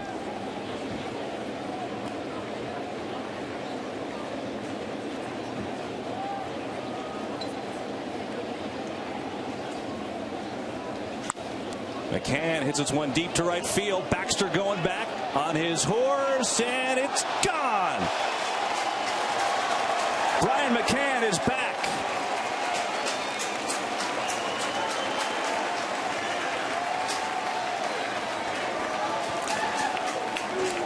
Well, you see the strength right there. Brian McCann talked about staying in on a lefty, but this was an off-speed pitch that was up. Watch him keep his hands back. The body leaks a little bit, but the hands are back. And wow, is that a strong swing right there. Look at the head on the ball here. Good position with the head and the strength to extend through that pitch. But actually, it was away from him and hooked it out. First McCann home run since July 27th off of Cole Hamels. And for a guy that didn't have any extra base hits since the month of August began, he's got 2 big ones and 4 RBIs here today. Constanza the batter, 1 for 2. And Tom, I don't know, but I didn't think that was a terrible pitch necessarily. No, it wasn't. Give credit to the hitter right there. I'm sure Carson executed the way he wanted to in terms of location. Just a great piece of hitting there by McCann. I mean, this is what I call a chicken soup game, because it can make a team feel real good about themselves quickly when you think about the at-bats that Uggla has had and now the 2 swings that McCann has had. I'll give him the bunt single, but going the other way with the double and now pulling the off-speed pitch to right field for a home run. So Manny Acosta warming up for the Mets, and I think you nailed it. I mean, yeah, the Braves are scoring runs, and that's a bonus because they haven't for a couple weeks, but 2 of their guys who have been struggling the most and who mean the most to them are waking up in a big way. There's a strike. And once again, it's hard to overestimate how much they had been struggling coming in here. I mean, this is a team that won its last 3 by scoring a total of 5 runs with no hits that drove in a run off the bases. Freddie Gonzalez, the manager, talked about it's not so much the batting average with runners in scoring position, it's the number of opportunities. And one thing they had been doing is they had been getting opportunities. They were knocking on the door. Nobody was answering, but they kept knocking, and today they've knocked it down. 3-2 to Constanza. Murphy's got to hurry with that speed, and he throws it away. Constanza will stay at first. Daniel Murphy plays a deep second base, and with Constanza's speed, you just had to hurry here. Yeah, it's a difficult play. You know, on the whole, I think as we see Constanza get down the line, he's smelling a hit right here, putting pressure on Murphy. Murphy knows he has to get rid of this ball quickly. I thought when the Mets started out, they had 2 sort of experiments going on in terms of positions with Duda in right field and Murphy at second base. And I think on the whole, the Murphy experiment at second base has worked out pretty well. We know what he can do offensively, and I think he's made himself into a credible second baseman defensively who's only going to get better with experience. That is, though, scored as an error, 15th error on Murphy. But, Tom, you're right. He has played, you know, solidly over there. Medlin squares the bunt. He's done a nice job, and it's been plays like that where he's trying to, you know, rush and make the crazy. And he has made some of those crazy plays, but those are the things that have hurt him. The routine stuff, he's been completely fine.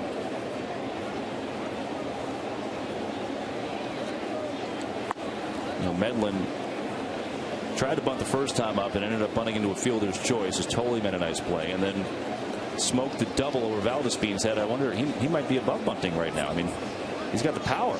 Well, you see him turn around now to the right side. He is a very good athlete. There's a strike. You mentioned it. Played shortstop in college. Drafted really as a relief pitcher, which tells you something. It is not a normal career track to be drafted as a relief pitcher and work your way into the starting rotation. A lot of guys go the other way.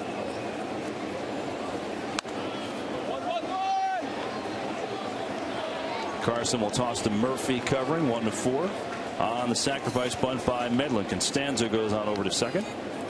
That's a pretty good day for a pitcher right there. Extra base hit batting left-handed and textbook sac bunt batting right-handed. I guess Tim Hudson worked with him on the bunting in the cage too, huh? You like how Tim Hudson said that, by the way? You know, Tim can hit a little bit too. He was a good hitter at Auburn. So he said, yeah, we worked it down the cage. It's funny. All the pitchers want to talk about their hitting. And all the position players, what do? They all have knuckleballs. You ever notice that when they play catch? They're always throwing knuckleballs. In batting practice all the time as Michael Bourne steps in against Carson now, looking for a 2-out RBI opportunity.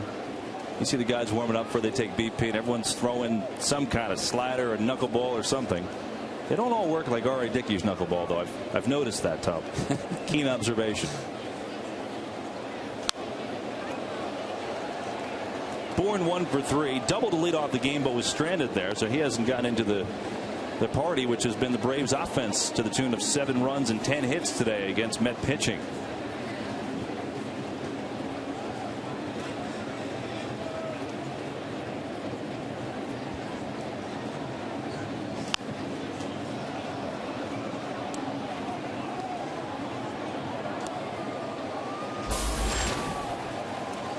Prado waiting on deck.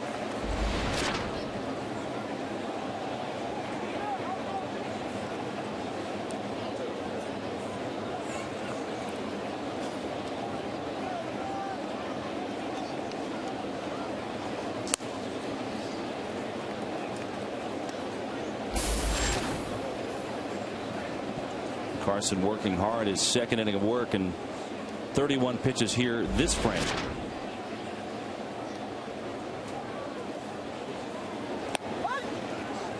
And Bourne punched out as Carson nips the corner. Bourne goes down on strikes, but the Braves strike again. Brian McCann with the 2-run home run. And it makes it 7-1 Atlanta.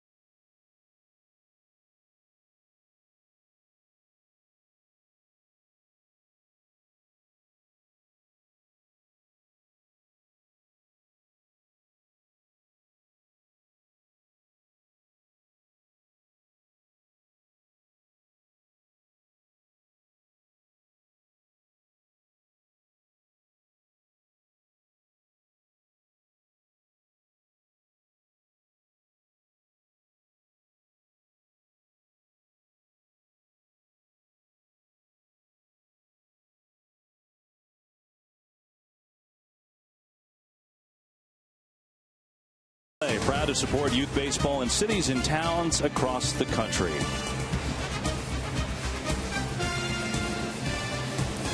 Bottom 5 here in New York, and might want to hurry up and finish this half inning because there is a massive cold front that's been moving across the East Coast. It's hit Washington a while ago, and that game has been in a rain delay forever. And you see the wind picking up. And this game may soon be in delay. We'll see. Bottom 5. Josh Tolley helping that cause for the Braves by swinging at Medlin's first pitch, and he's retired 1 away.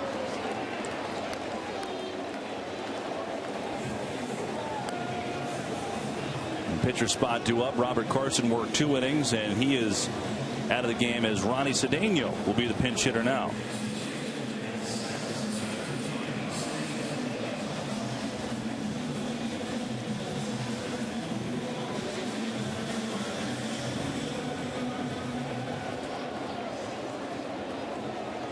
So Sedeno steps in against Medlin, who's having another real good afternoon. He takes a strike. Well, that streak came to an end last inning on Lucas Duda's RBI single, but look at that. 40 1/3 without an earned run, and the Mets started it and ended it. This one hit deep to left field. Constanza going back at the track, leaping, and it's gone.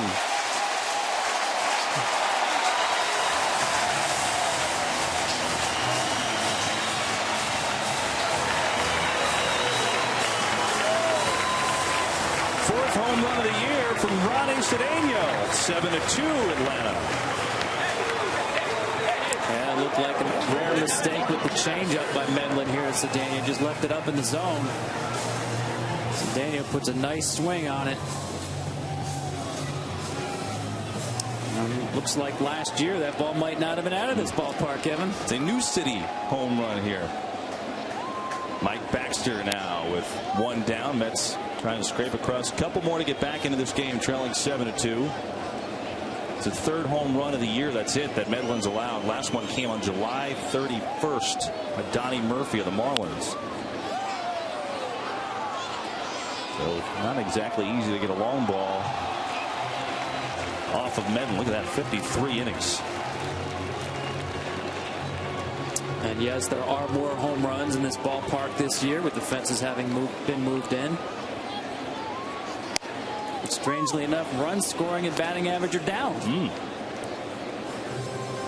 I think the park plays more fairly now, and they're talking in places like Seattle and San Diego as well of moving fences in. 1-2 to Baxter's upstairs. And, you know, for Medlin, that home run, 2 runs, which seems like a lot against him because it is, because he had 7 consecutive starts allowing 1 run or fewer, which is another incredible stat. 2-2.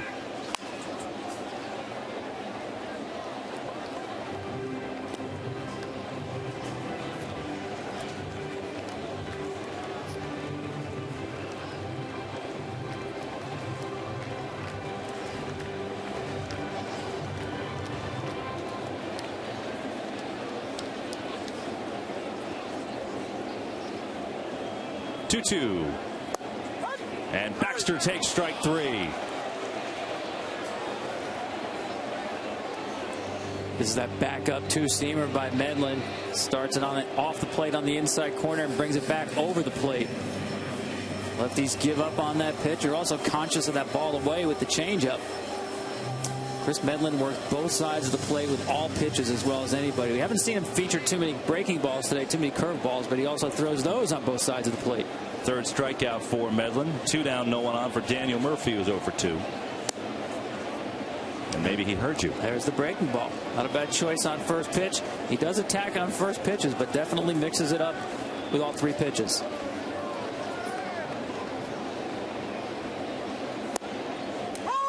Strike to Murphy. You know, Medlin also was talking about being in the bullpen and the difference there. And he said, you know, the bullpen's no joke.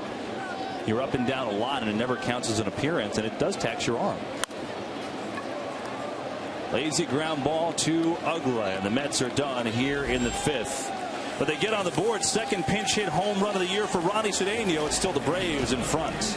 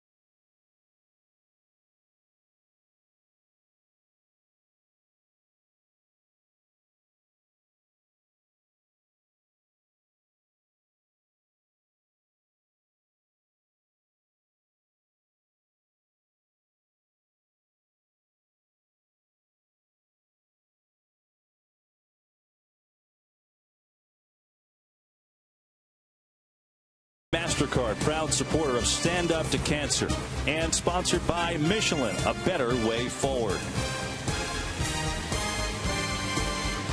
As the weather appears imminent here in New York, the wind picking up, and Ronnie Sedeno, who had the pinch hit home run, stays in the game at second base. Yeah, I want you to watch the action on this pitch. This changeup runs back into the barrel. To throw a changeup right on right-handed pitcher, right-handed hitter, you have to be fearless, because the downside is that ball will come back over the plate. To a left-handed hitter, it's going to run away. But right on right, you better be fearless, because a mistake winds up over the fence.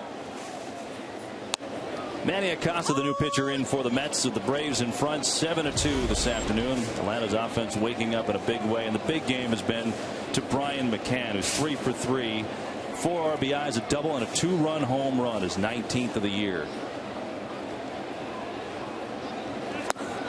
Prado with a big cut as Acosta pulled the string. You know, it's funny, you talk about the changeup by Medlin, and it's been an awesome pitch for him as well. I mean, his last start against the Rockies, he had 12 strikeouts, which is a little uncharacteristic for him, a little much, even though he's gotten a lot of Ks this year, but 7 of them came on the change. Base hit for Prado, lead off the 6th. That's typical of Martin Prado, one of the best 2-strike hitters in all of baseball. This is pretty much a carbon copy of the fastball that Hefner got him out first time up. Fastball away. He's ready for this one. I asked Prado about, why are you so successful with 2 strikes? And he said, you know what? I'm in that situation all the time. I don't like it, but it's just experience. He's a terrible first pitch hitter. I mean, awful. Major league hitters just crush balls when they put the first pitch into play. And you have a guy like Prado, who's a great hitter, who hits in the low 200s on first pitches. He should just quit swinging at first pitches. That's also another reason why he's in a lot of deep counts and 2-strike counts. So maybe it's just a plan. Maybe he just sets himself up to get to 2 strikes because he knows he's a good hitter. Well, he said right now, especially, said my swing doesn't feel that good, and I will not swing at the first pitch most of the time, but especially now. As Hayward, this one in the dirt, bounces around through Tolle, and that means Prado goes on down to second base. You see Tolle here tried to catch this like a first baseman instead of getting the fingers down in front of the ball. Backhands it here, and it just runs up the glove. Keep that palm open on those balls. They're going to bounce right in front of you. That'll be a wild pitch to Acosta. And a 2-0 count to Jason Hayward, who's 1 for 2 with a walk, a double, and a run scored. Tejada retires Hayward, and Prado moves on down to third, 1 down.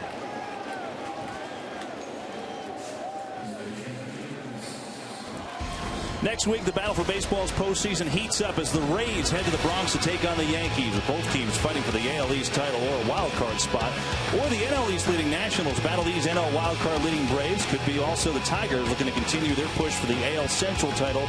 They square off against the Indians. Fox Saturday Baseball, presented by MasterCard, returns next week, 3:30 Eastern, 12:30 p.m. Pacific.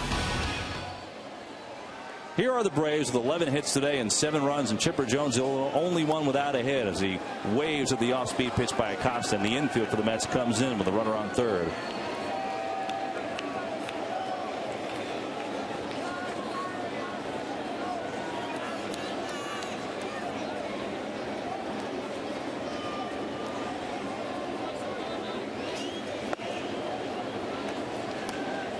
One of my favorite stats on Chipper, obviously a great hitter, career .304 hitter. From the left side, .304. From the right side, .305. That's consistency over a long career. Sedeno keeps it in the infield. The run will score, though, because he had to dive for that pitch. So Chipper retired, but he gets the RBI to make it 8-2 Braves.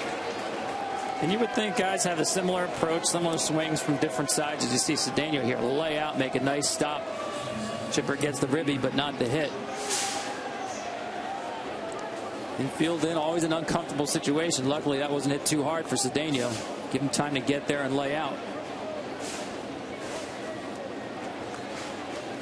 2 down, the base is empty. That'll bring up Freddie Freeman, who's got an RBI single and a run scored in this one. Now 8-2 Braves here in the 6th with impending bad weather, but obviously we have an official game now.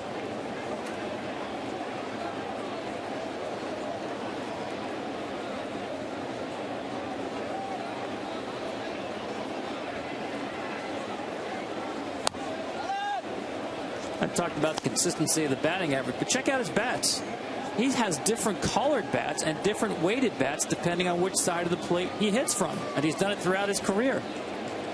He says it's all about feel. He uses a very heavy bat. He's actually gone down slightly later in his career, a half ounce or so. In his prime, Chipper was swinging one of the literal and figurative biggest sticks in baseball. About 35 inches, 33.5 ounces. Kind of looks like scene from Independence Day, the movie, you know. Get the boats ready. Big cut by Freeman. Yeah, it's the weather is coming. Let's put it that way. It's just a matter of how much game you get in for that rain comes. It is a huge mass along the eastern seaboard. I see some blue sky there. You are the optimist.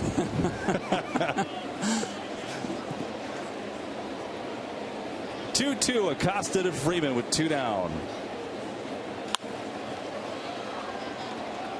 Valdespin puts it away, and the Braves are through in the 6th, but not before adding a run on the RBI by Chipper Jones.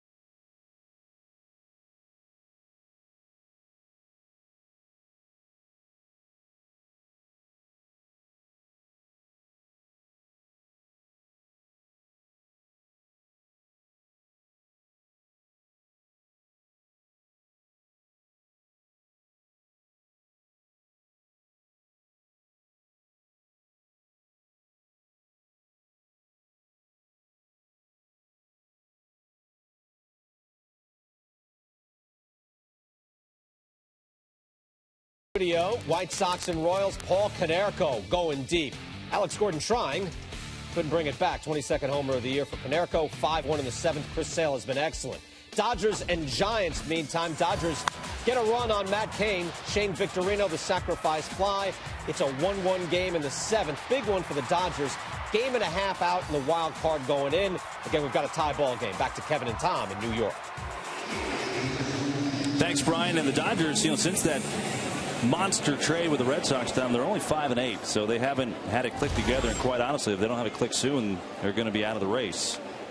They're closer to the wild card right now than they are to the Giants. David Wright leads off against Chris Medlin here in the home 6th with a big time storm impending here. Yeah, so far I don't see a version of the 2011 Cardinals in the wild card chase hunting somebody down.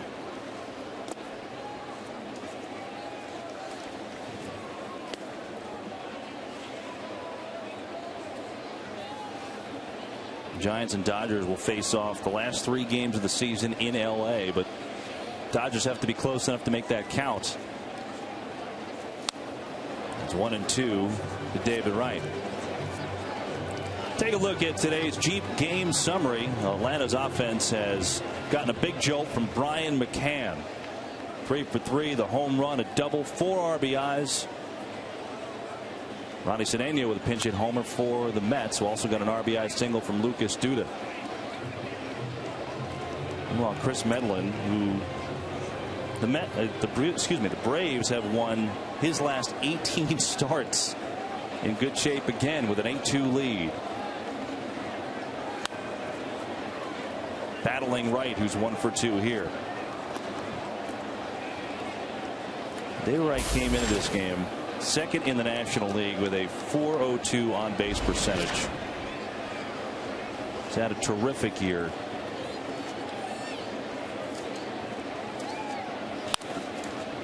Down to his counterpart, and Chipper Jones a little wide. Freeman with a tag. Wright retired, one down.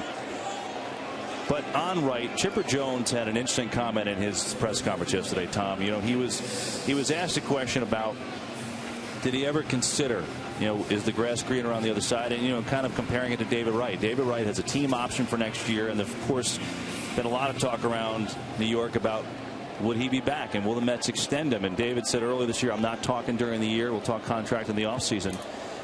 And Chipper said, you know, the Braves never allowed me to go to free agency. Never allowed it. I think that's a great point. By that he means it never really got close. They always worked ahead in terms of extending Chipper Jones, so he wasn't getting into these kind of walk-year situations that David Wright faces. I think it's obvious David Wright will be back on the option, but I think both sides would prefer an extension be worked. My question is, yeah, I would agree. I think he'll be back on the option. But if they do not get an extension done, I mean, let's face it, David Wright is the face of the New York Mets, and he has been for some time. So if he is not back on an extension, just on that option, as Davis watches it go low, 2-1, does he then become trade bait for this Mets team?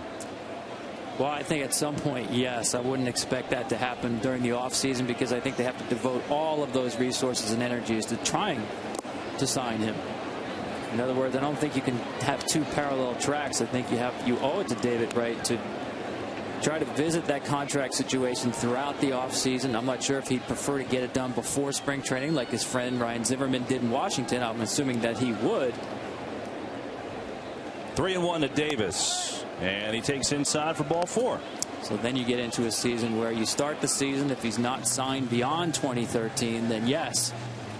And usually the next window opens up around late June, early July, right ahead of the trading deadline, and that can be a distraction for a team and a player. Mets have two players like that, David Wright and the guy that we talked to earlier, R.A. Dickey, because he has a, you won't even believe the option money-wise. It sounds so cheap now. $5 million option for next year. It could be a Cy Young winner for $5 million, but I think both of those guys the teams will have discussions with on contract extensions in the offseason.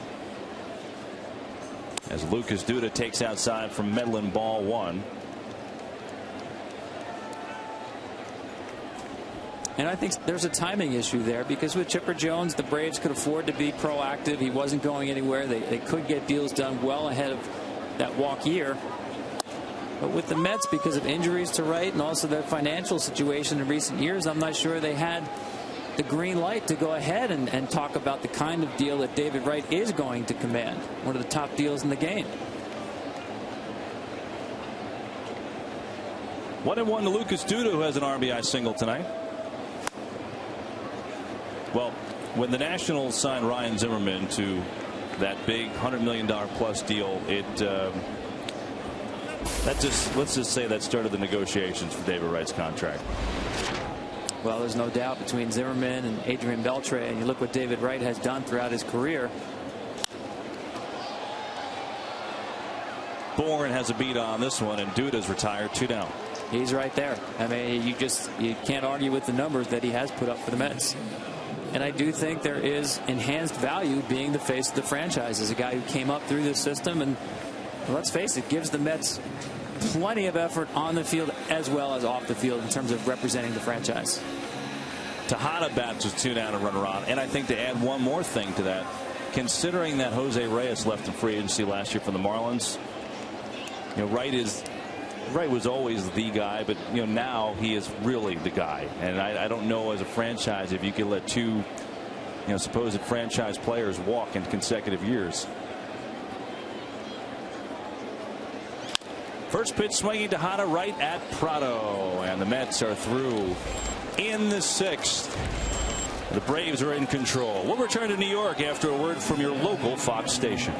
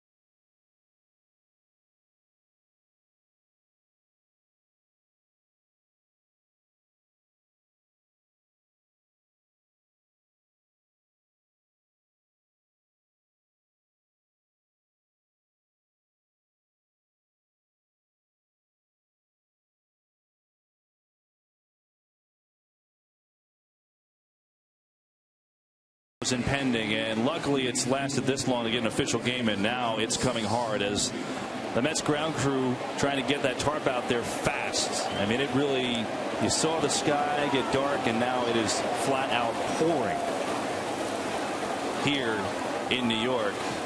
What happened to that little patch of blue sky I saw up there? I was banking on that. How's your optimism now, Tom? I can't see a silver lining in this.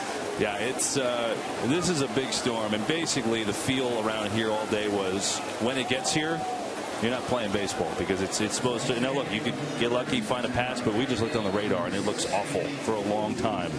So we do have an official game. That's the one thing about today. The Braves up on the Mets 8-2. We've played 6 innings in this game. Chris Medlin stands to get another win, but right now obviously we are going into a rain delay with a big storm coming to New York. So let's check in with Brian Kenny at the MLB Network studios for a game break. Brian.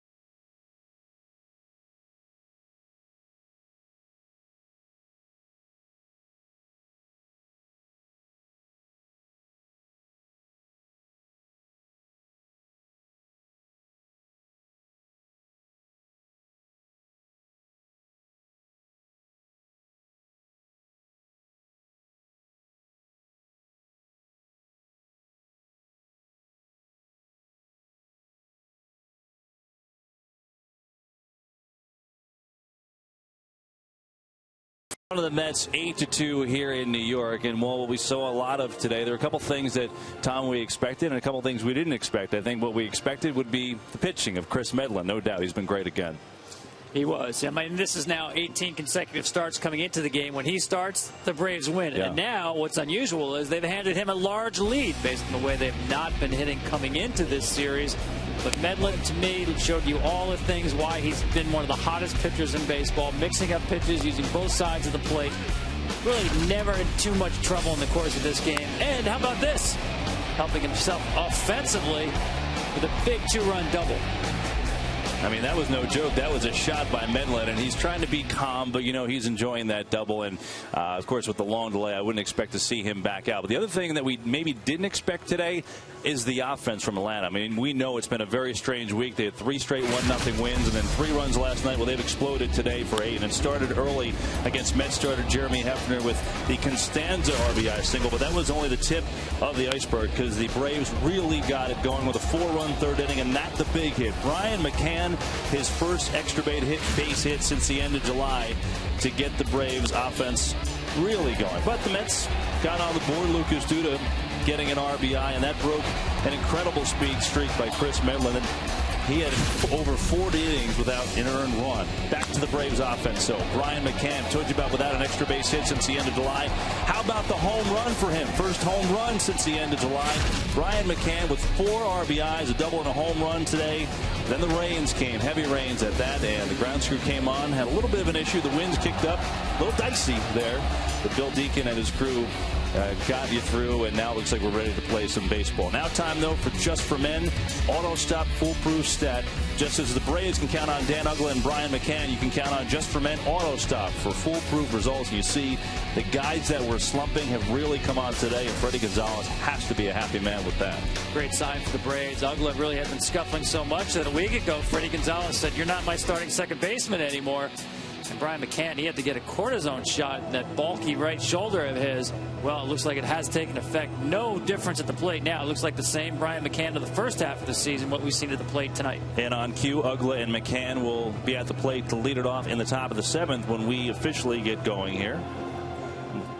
Take a look at the standings, which are updated because a couple games got finished this afternoon. The Nationals, who seem to win every single day, won again. A comeback in the 9th, and they won in extra innings, and they just continue to do it. Meanwhile, the wild card, the Dodgers finally won a game. They knocked off the Giants late in San Francisco, so they draw closer in the NL West and a little closer, at least temporarily, in the wild card. Of course, depending on this game right now, Braves and the Mets. Jason Hayward getting his warm-ups in.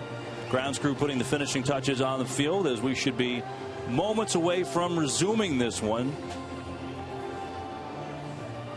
So the National League standings. Take a look at the American League standings while we wait and see where things all stand.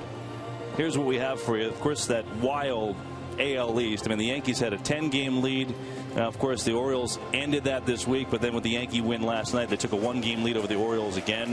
White Sox and Tigers battling the Rangers with a little bit more of a cushion. And then that wild card, A's and Orioles, right there with the Rays on fire as well. It should be a heck of a finish in the American League coming down the stretch. Well, this is a little surprising from a Met perspective for me.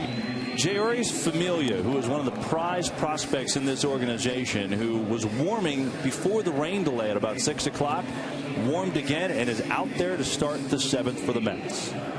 Yeah, I agree. It's a little surprising. He is a starting pitcher and used that full complement of, say, 20 or 25 minutes to get himself prepared. That was about an hour ago. So now he had to shut it down, crank it up again now with another full warm-up to get himself out there. Obviously, they checked with him. I'm sure he said he felt fine. Obviously, hadn't thrown a pitch in a game, but the warm-up, I think, would at least make you think twice about sending him back out again an hour or so later.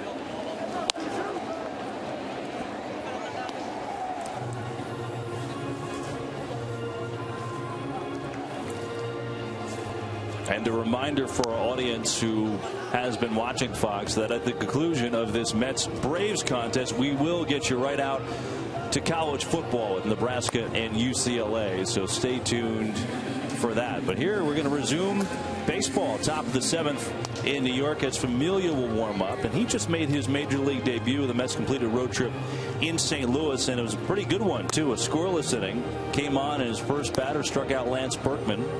That allowed a base runner and got a double play to get out of the inning. You know, this guy can bring the noise. I mean, a fastball in the upper 90s, 98. And, you know, as you hear a lot of time with these prospects, Tom, it's working on the secondary stuff. Yeah, it's secondary stuff, and it's command to the fastball. That's really where it really has to start with him in terms of improvement. But you absolutely nailed it in terms of real power stuff, swing and miss fastball. This guy's got it.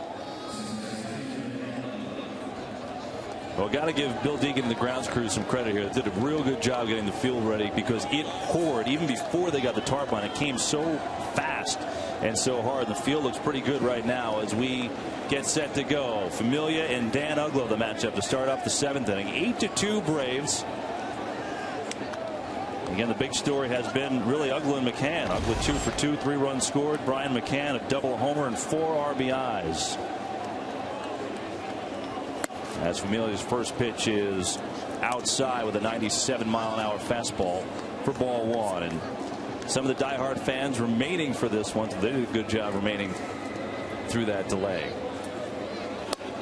There's a strike from Familia. You talked about, Tom, how he was, you know, a starting pitcher in Buffalo. And yeah, I mean, not only longer time to warm up, getting used to coming out of the pen. You know, Terry Collins said that he probably only used Familia at the beginning of innings, didn't want to bring him in the middle of innings. But you know, right now, you know, from an organizational standpoint, even though he's been starting and maybe he might even get another start here for the season's out, I think they kind of view him as a reliever down the road. I think you're right. I think he's got the kind of stuff that can play at the back end of a bullpen. I'm not talking about a closer right away, but certainly as a shutdown swing and miss guy. He's got profile. He profiles as a late inning type reliever, but I think they'll write him out as a starting pitcher as long as he shows improvement in secondary stuff. You don't want to rush to send somebody to the back of the bullpen without giving a full shot to pan out as a starter. 2-2 to Uggla. And that a little high and tight.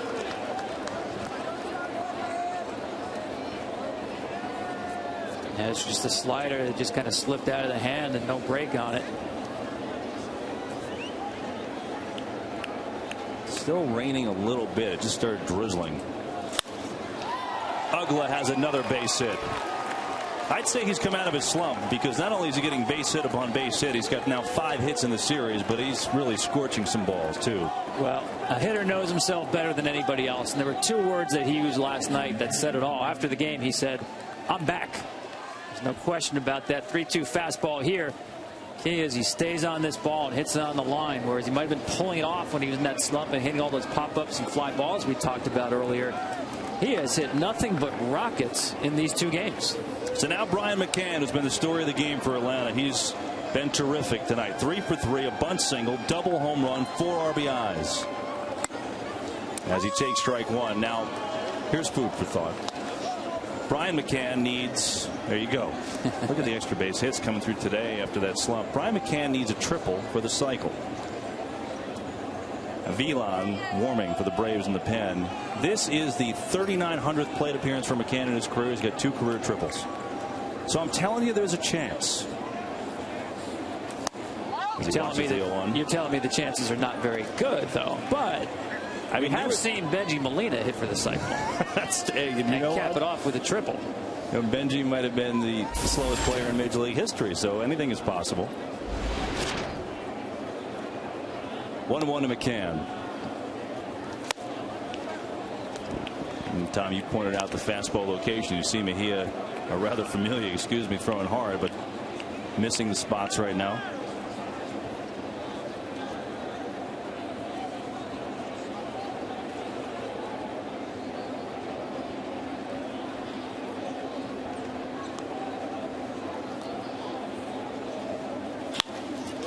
Base hit Brian McCann.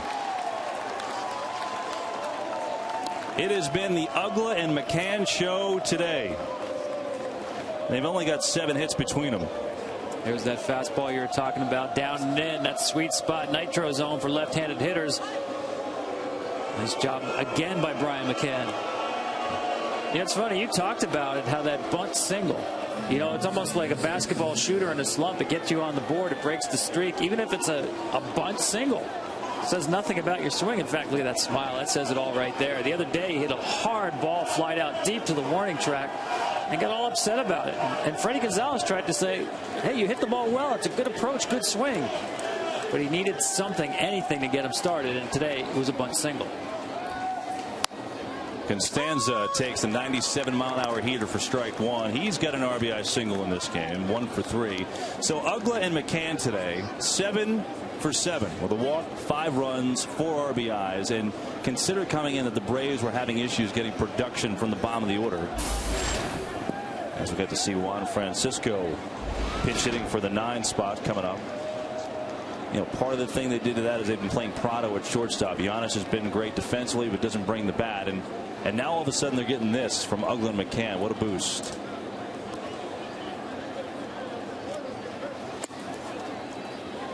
One and one to Constanza.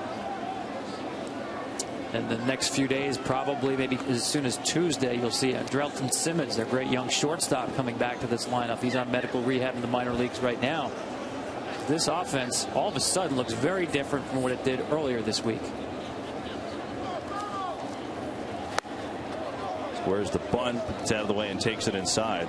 And Simmons was terrific. I mean, he's a wizard defensively, but also he was providing some pop offensively. That'll be a boost for this Brave team. Honestly surprised they didn't bring him back today. The Lynchburg team won the playoffs, so they're continuing on, and Simmons staying with them.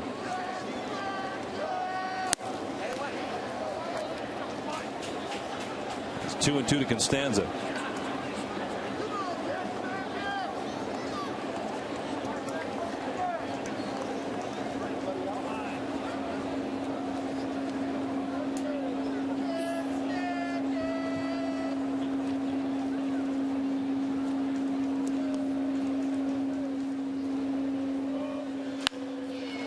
Right back up the box, base hit.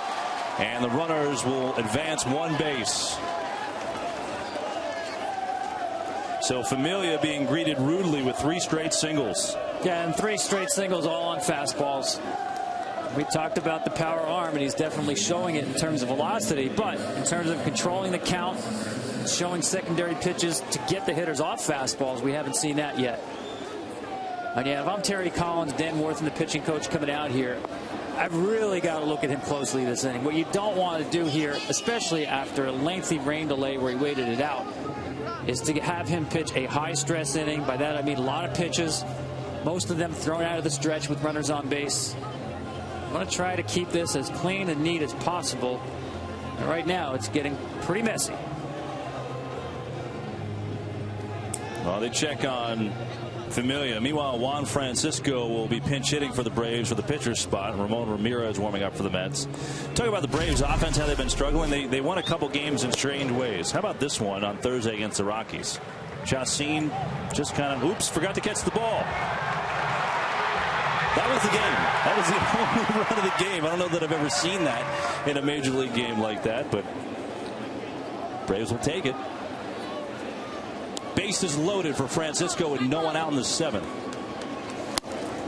And there's a strike. He's had a good year, especially in a year where they've spelled Chipper Jones a lot to make sure that he stays healthy and gets through the year. He's really played well. I mean, 250. He's got good power with 9 home runs, that and 176 at bats, and he's also played pretty good defense. So it's been a nice compliment for this Braves team.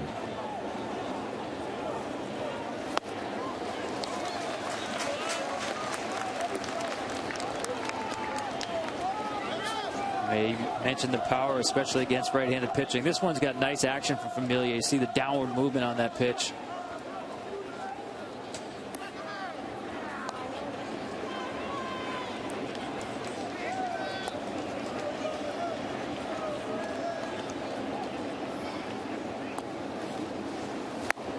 And he gets him. The hard stuff from Familia, 96 on that heat. Once again, watch this ball run away and down from Francisco here. Perfectly located, but it's really the action on that pitch, down and away, moving away from him. Terrific pitch from Familia. So now Michael Bourne's turn with the bases loaded. He doubled to lead off the game. Since has gone 0 for 3.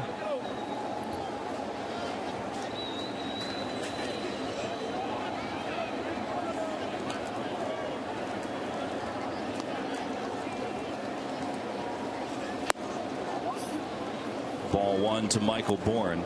Now, Bourne has had a good year, but a much better first half than second. He's at 235 coming into today for the second half average. So he's tailed off just a little bit. Still doing a good job seeing a bunch of pitches and getting on base and scoring runs for this Braves team. Well, you said it, seeing a bunch of pitches. Nobody in baseball has seen more pitches this year than Michael Bourne. He's over 2,500 pitches, and you see that last pitch was just off the plate. We saw Francisco bite on a pitch that ran out of the strike zone. Michael Bourne's not going to do that. He's going to make Familia come into the zone in this at bat. Checks his swing and takes it inside, 3-0. And you know, Bourne is having a career year power wise. You see the numbers. He hasn't ever hit a grand slam, but he's got 9 home runs this year. Was by and large his best power year. 3-0. There's a strike. Familia just primarily going fastball right now. His second ever big league appearance.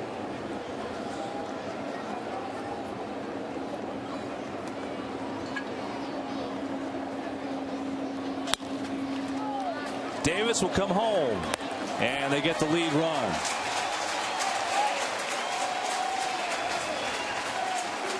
That's a nice job by Familia getting back in the count, getting the ground ball. Davis, nice play. No hesitation. Always got the force play in order. Just totally make sure nobody moved the plate on him right there. Yep, still there. Well, it is wet out. It could be some slippage there. So Familia with the strikeout and then the fielder's choice, and 1 out away from getting out of a bases loaded jam here. I'm sure Terry Collins interested to see how his young righty responds, but a tough batter. Martin Prado is the hitter. He's got 1 for 4 with a single and a run scored. And he takes right down the middle, strike 1. You're right. He doesn't like those first pitches. As usual. I mean, he does not like it. You're talking bases loaded, 2 outs. A guy who's thrown basically nothing but fastballs. You get a heater right down the middle, and he just takes a good look at it. He's waiting for the 2-strike count.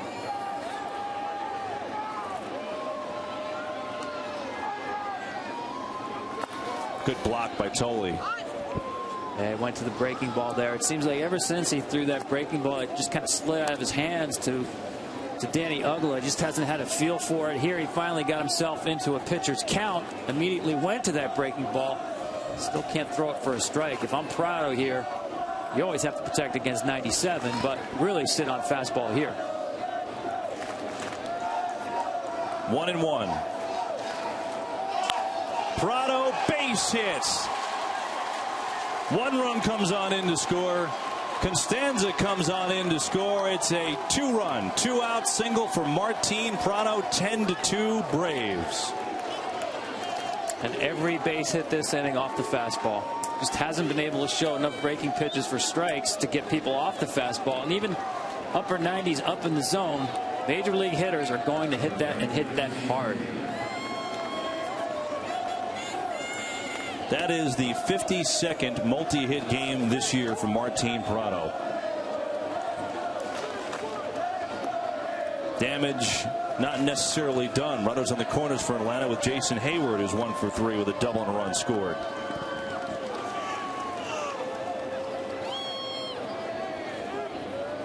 Well, it's always interesting to see how a young guy comes in, second major league game, and how he responds to adversity. After loading the bases, got 2 outs, but couldn't get the elusive third.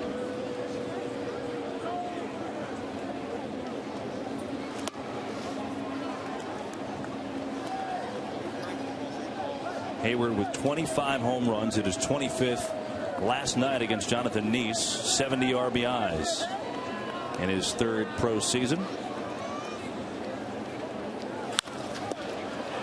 Good glove by Familia, and he'll throw over to Ike Davis at first. That will do it. But the Braves tack on 2 more, extend their lead to 10-2 over the Mets as Dan Uggla, he has been big tonight, and so has Brian McCann. Those guys have been money. 4 RBIs, 7 for 7.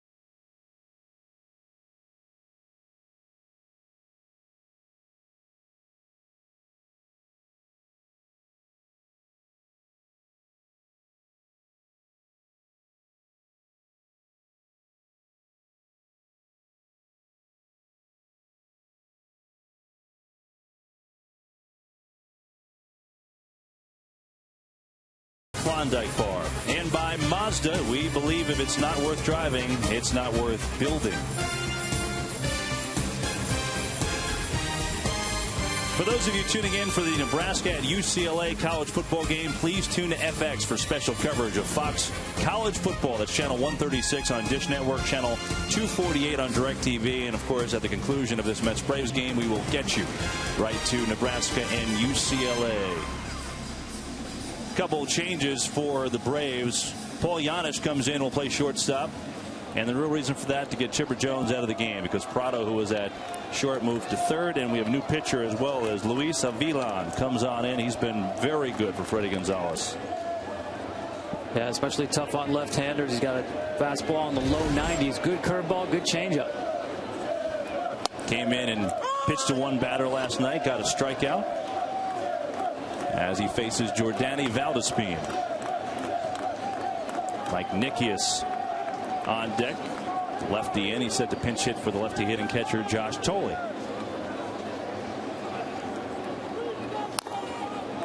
Just got a piece for Valdespin, who finds himself in an 0-2 hole.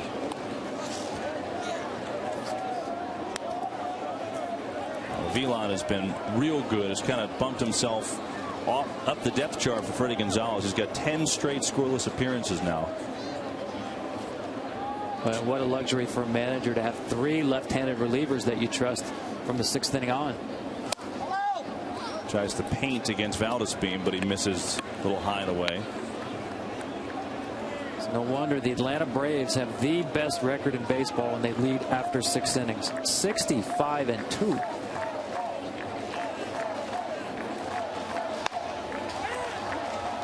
Constanza on his horse, and Giannis can't get it with the dive either. A little tweener. Valdespin found some real estate in a leadoff single for the Mets. Great effort here by Giannis, just laying out. Just out of his reach there, but you have to love the effort coming off the bench. Game started hours ago. You get out there, the ball finds you immediately, and you do your best to find the ball.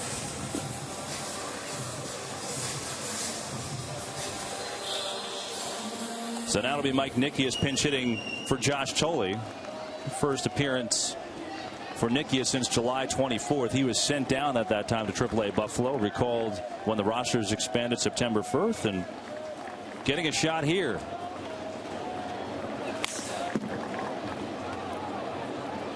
He falls behind 1-0. Well, you know, the Braves, a little bit of luck today too, because Freddie Gonzalez said before the game that they're ridiculously good back into the bullpen. Craig Kimbrell and Eric O'Flaherty probably weren't available today. I mean, they had each pitched 3 days in a row, and in that, Kimbrell had a 4-out save mixed in too. So the fact that they're up 10-2 right now, I mean, anything can happen, but that certainly bodes well to get a day of rest for both of those guys. Dickey finds himself a base hit.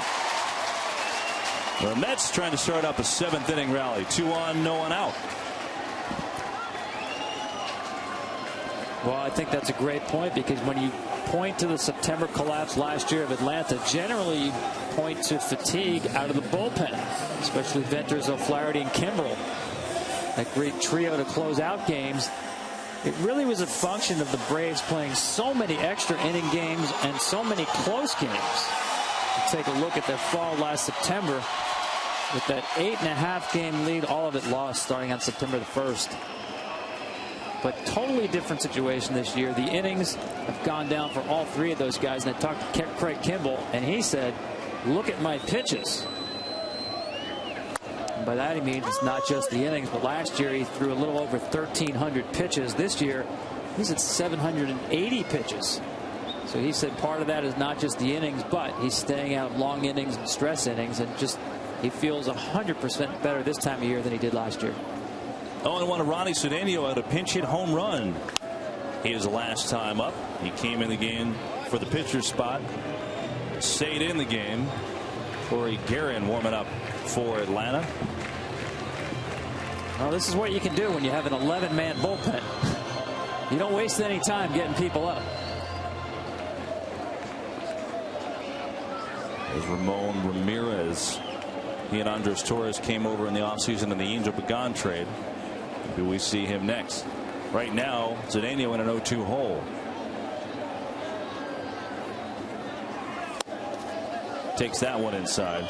Anyway, talking about Sedeno and the 2 pinch hit home runs this year, the 1 today. Mets have 9 pinch hit home runs as a team. It's an incredible number. Scott Hairston has 2, and said earlier, Jordani Valdespin has 5. Just got a piece.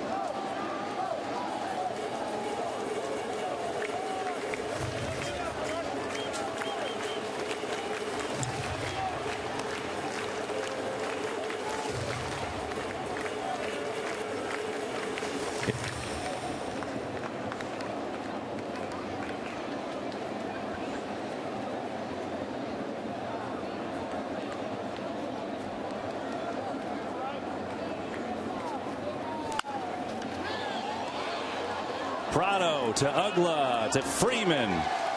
5-4-3 double play. Great job by Avonline. It was set up by the curveball on the pitch prior. You see the inside fastball. Prado anticipating the ball going down the line. Covers, gives Ugla a perfect feed. See Chipper Jones out of the game. Is there anything that Martin Prado can't do or can't play? He just moves over to third and very ho-hum just starts a double play. It's amazing. The guy has started more than 100 games in his career at left field, second base, and third base. We've seen him in a pinch here in the last week or so bail the Braves out by playing shortstop. I'm not sure how good he is at driving the team bus, but I wouldn't put it past him. He does everything. Scott Hairston, the pinch hitter. We told you he's got 2 pinch hit home runs this year.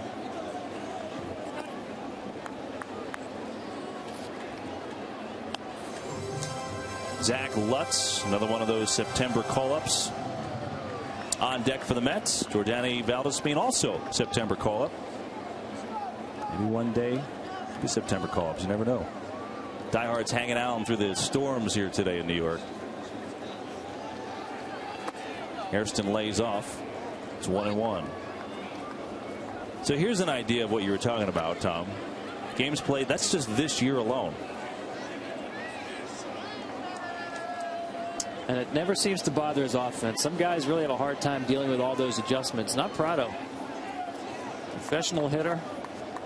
Very valuable guy in the clubhouse as well.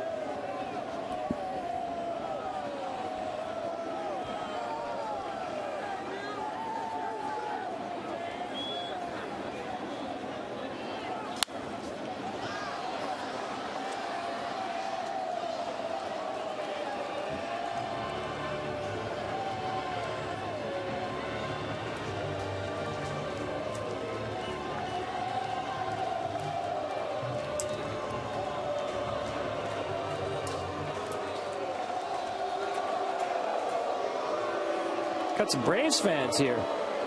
Fans are booing the chop. They're not a big fan. The Braves fans are making it known. Hairston lays off. Count evens at 2s.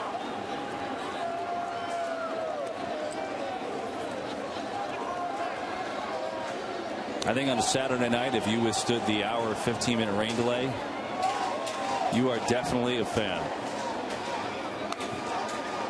These people came prepared. That is not prepared. Not so much. I mean, that is really, that's just not a good look. It's not working. 2-2 inside.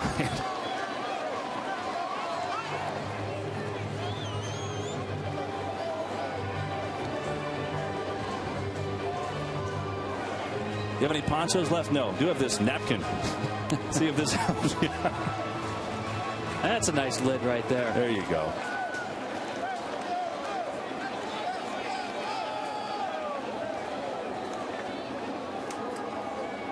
Battle speed on third. Payoff pitch to Hairston. And he goes around. Strike 3. So a nice inning for Avilon after the first 2 get on. He gets out of it. 10-2 Braves.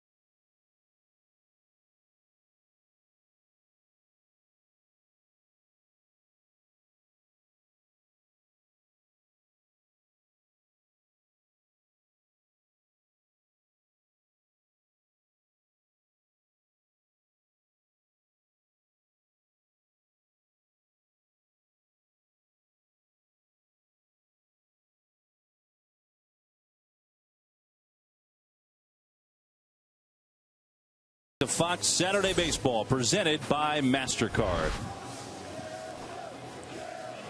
Couple changes for the Mets. Scott Hairston, who had a pinch hitting appearance for Mike Baxter, stays in the game in right field. New catcher Mike Nickias bat for Josh Choley, so the righty stays in behind the plates. And a new pitcher is Ramon Ramirez, a 31-year-old. His turn to pitch for the Mets.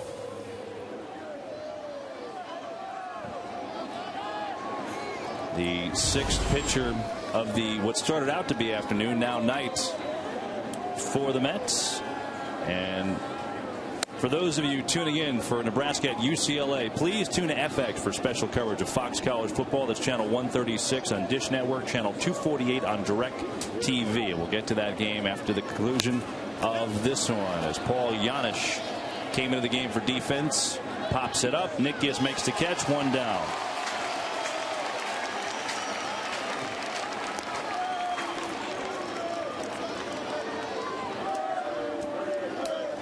Giannis retired. That'll bring up Freddie Freeman.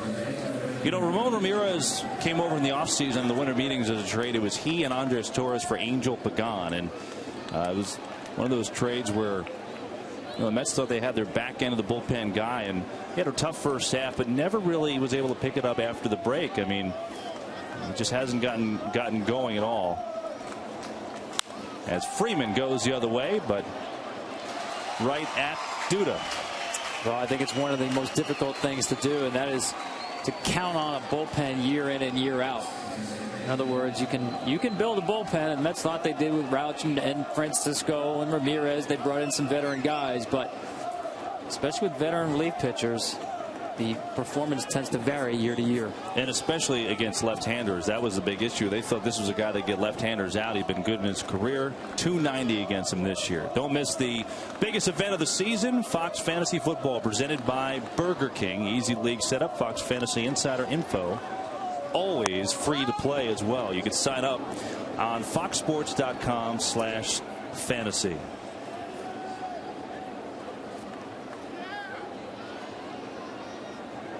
You know, football starts tomorrow, too. You got to get in on that right now. It does? Football starts tomorrow? Well, technically, it started Wednesday with one game. Fantasy football is big around big league clubhouses, huh? Very much so. Very much so. Dan Uggla's had himself a day, that's for sure. There's a strike, 2-1. Uggla is 3 for 3. 3 runs scored and a walk. He's got 5 hits in this series. And after being benched for 3 games earlier this week, I don't think he's going to be benched anytime soon.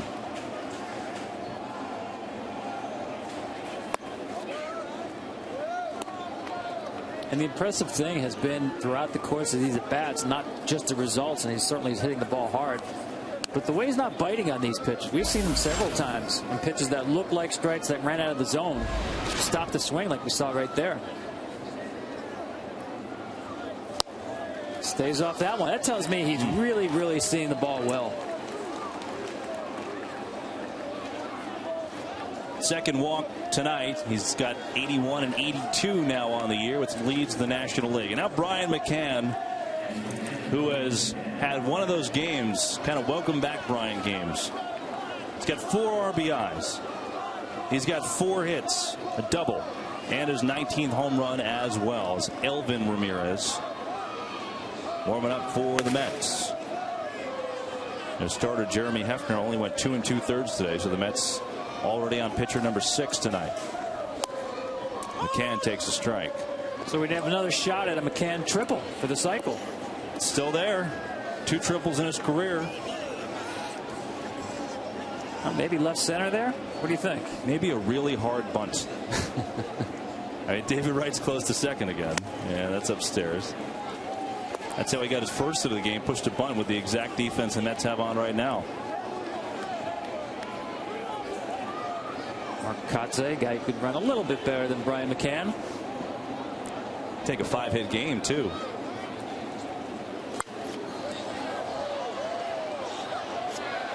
Brian doesn't have any of those, so that would be a career first if he could just find a single here.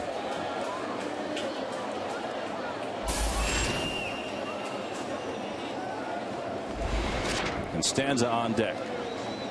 1-2 to McCann.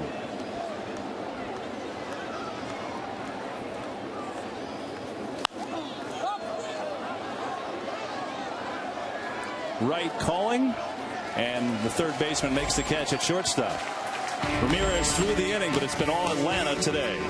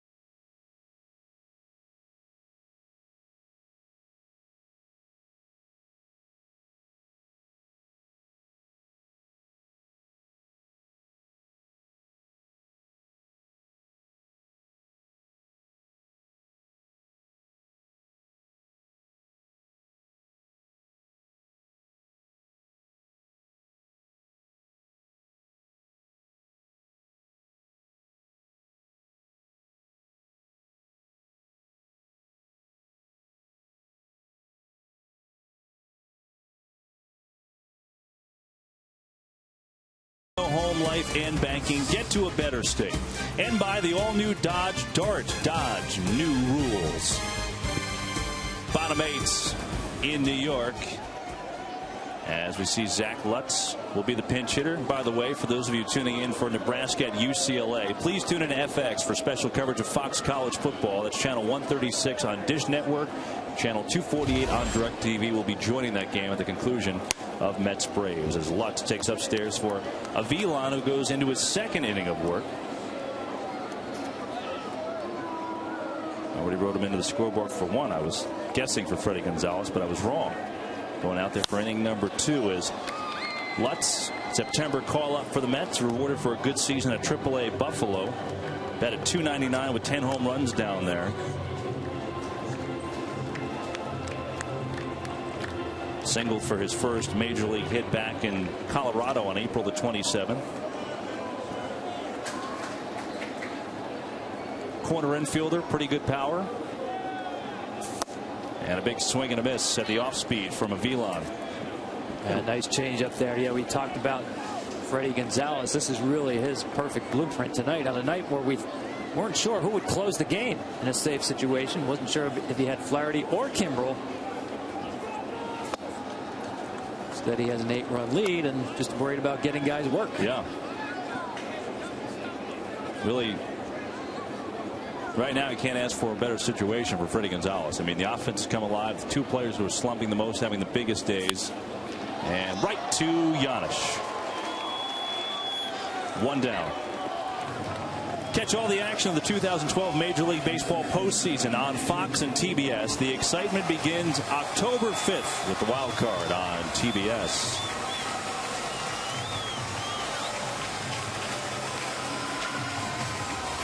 Brings up David Wright, who's 1 for 3 with a single and a run score that came back in the 4th inning.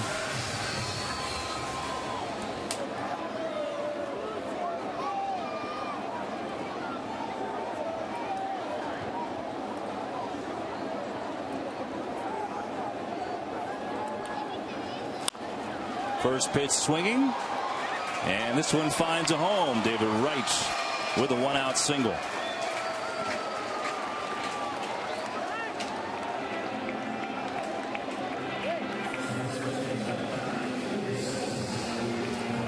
Mike Davis's turn now.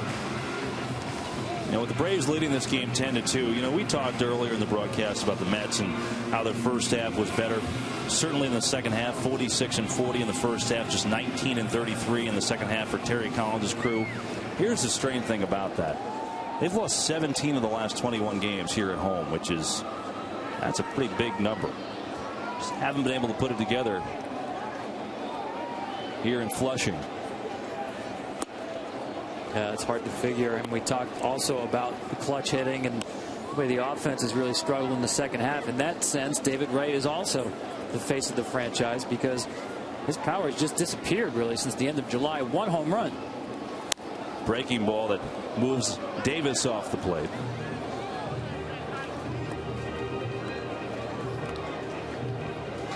You know, to me, the extra base power has been lacking. So not getting those clutch hits, you need those 2- and 3-run home runs. That's one thing that's hurt this team. Prado makes the grab. 2 outs.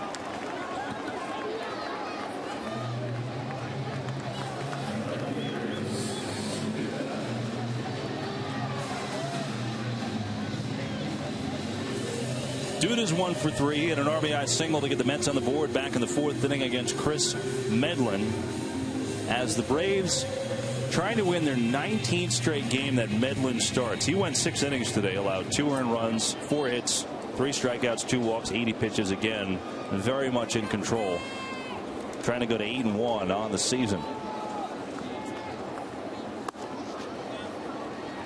Here's something about Medlin. Told you about that streak. Now remember, he missed time with Tommy John surgery. But last Medlin start the Braves lost was May 23rd, 2010 in Pittsburgh. It was a 3-2 10-inning loss.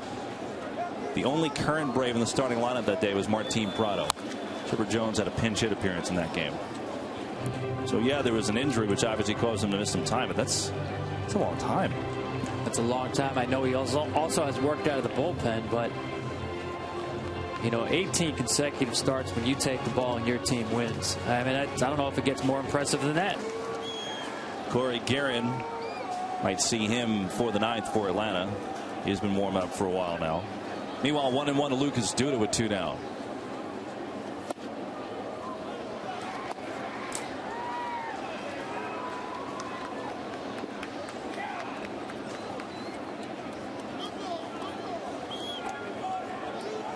Still raining here in Flushing, but not enough to stop this game after the 1 hour 15-minute delay earlier.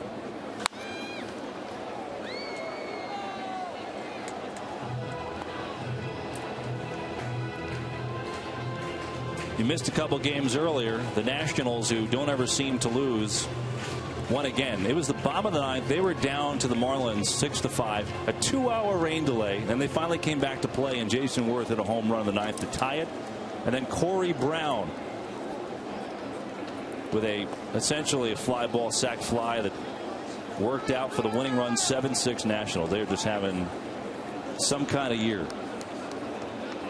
On a day they shut down the Ray Steven Strasburg for the season. And I am going to be fascinated to watch how that affects that team going forward, both on the field and if there's anything off the field. Certainly been a lot of talk about it really for the last 3 or 4 months, not just in the last week or so. I still believe even without Strasburg, that is the team to beat in the National League.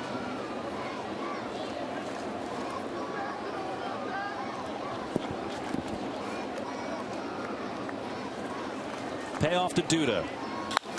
And Duda hits a shot to right center field, and that is going to find the gap. David Wright rounding third. He'll score. It's an RBI double for Lucas Duda, and the Mets draw a little closer, make it 10-3.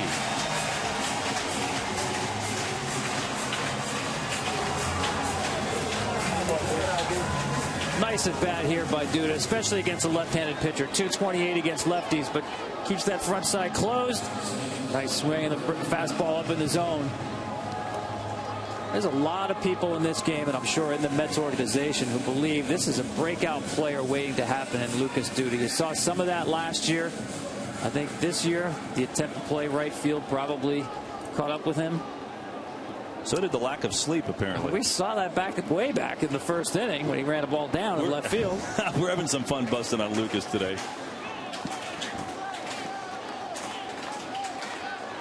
You know, you also do that if you go swimming and can't get the water out of your ear. Maybe too much rain. Tejada, the batter, takes upstairs from Avilan. But what Lucas Duda has, we know about the size, obviously, that jumps out at you, but he has easy power. Charlie Manuel compared him a little bit to Jay Bruce. It seemed such an effortless swing, but the ball just jumps off his bat. Charlie Manuel loves this guy's swing and think big things are ahead of him. You know, the interesting thing about that comment is part of the reason that Duda was sent to AAA Buffalo was not so much for the average, but Terry Collins and his staff felt like he was trying to hit home runs. He was trying too hard. He felt like, you know, his defense wasn't up to par, so to make up for that, he was trying to swing for the fences, and it hurt him. So kind of what you're saying, they tell him, hey, you know, the home runs will come. Go down and work on your swing. Yeah, and I don't think he's a true dead pull hitter either, and I think he got caught up in that, as you mentioned, trying to generate power. He can become pull conscious. Tejada takes inside. Rubens had a great year filling in for the departed Jose Reyes. Really has. 294 coming into today. 22-year-old. He's had some epic at-bats, too. Shown a good eye, but he's in the throes of it right now. He is 7 of his last 43 with 10 strikeouts. And there's a strike. 3-1 to Tejada. Well, we talked about young players going through those first full seasons, and it's not always about playing time because he did miss several weeks on the disabled list. Sometimes it's about the way you prepare day in and day out. Some days you just have to cut back.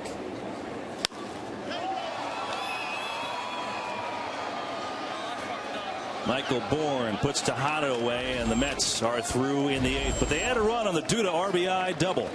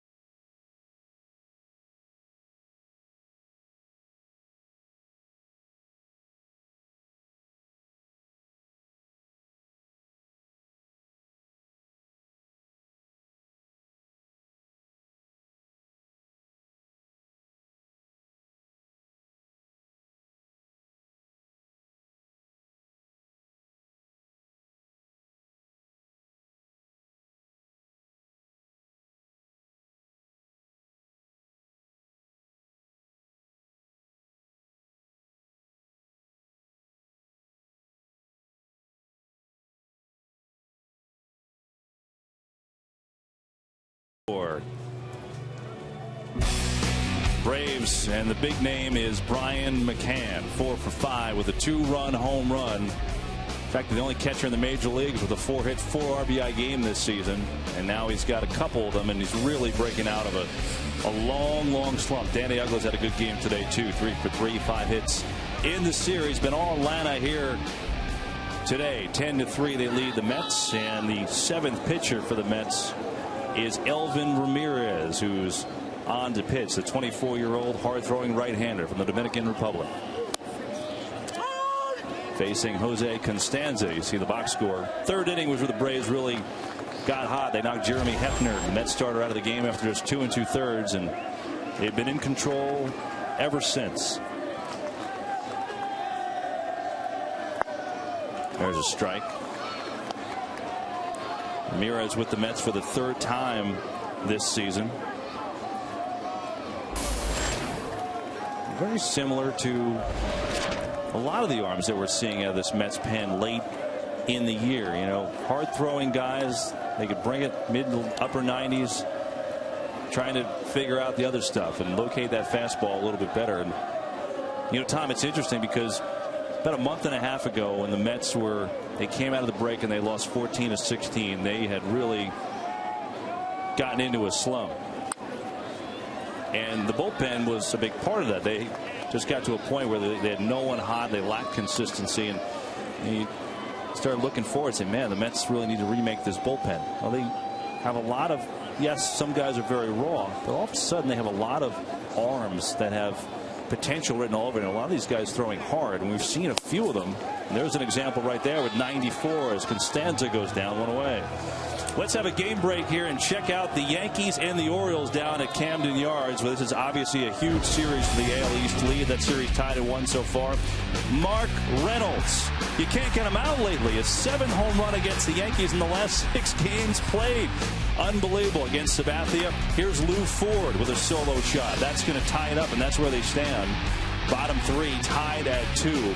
Mark Reynolds is just ridiculous. Orioles now lead that game 3-2 as we've gone through. Look at that against the Yankees. 421 with 7 homers. As this one hit high and deep, Eric Hinske, the pinch hitter, it's way back and it's gone. Speaking of home runs, it's a solo home run for Eric Hinske.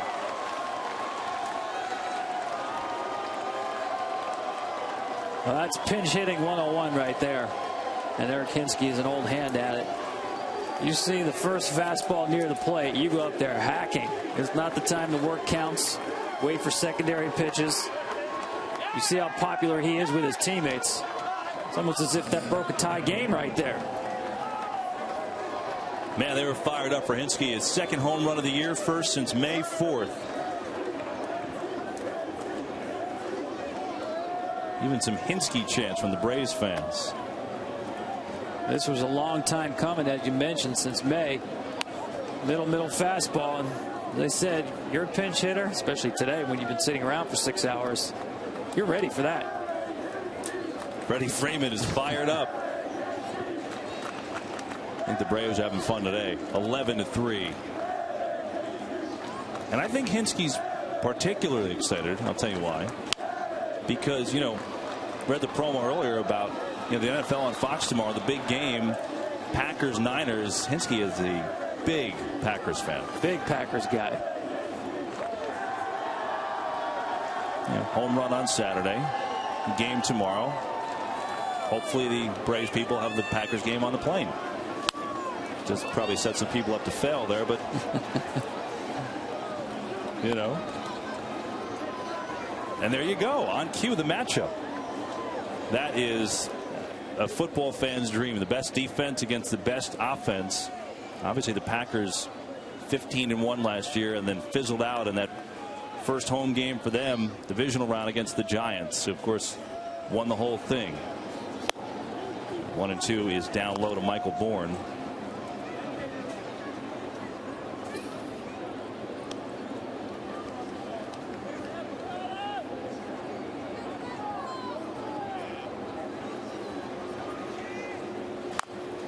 You know, I know the old adage that momentum in baseball is as good as your next starting pitcher.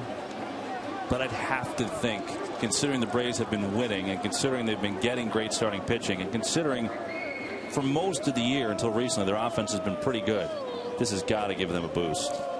Yeah, you talk about lengthening a lineup. Don't forget, Uggla in the 6th hole, McCann in the 7th hole, because they have been scuffling. Freddie Gonzalez now has a lot of options with how to order this lineup because he has so many bats now swinging well.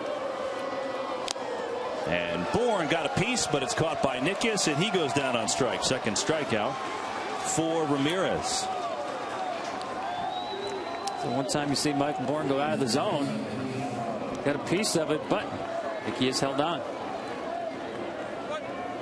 2 down, base is empty from Martin Prado, excuse me. Started this game at short, moved over to third. Another multi-hit game, his 52nd of the year. All right, is he going to swing first pitch here? No shot. No, take it all the way. Even 11-3 game in the 9th inning. I mean, if he didn't swing with the bases loaded with Familia throwing nothing but strikes, he's just not swinging there. You know, there's something to be said for that in terms of scouting players, especially if you're a pitcher. You really have to know what hitters will give you strikes. I remember David Cohn talking about that. Remember that great Subway Series when he came in the 5th inning to relieve Denny Nagel and pitched to Mike Piazza.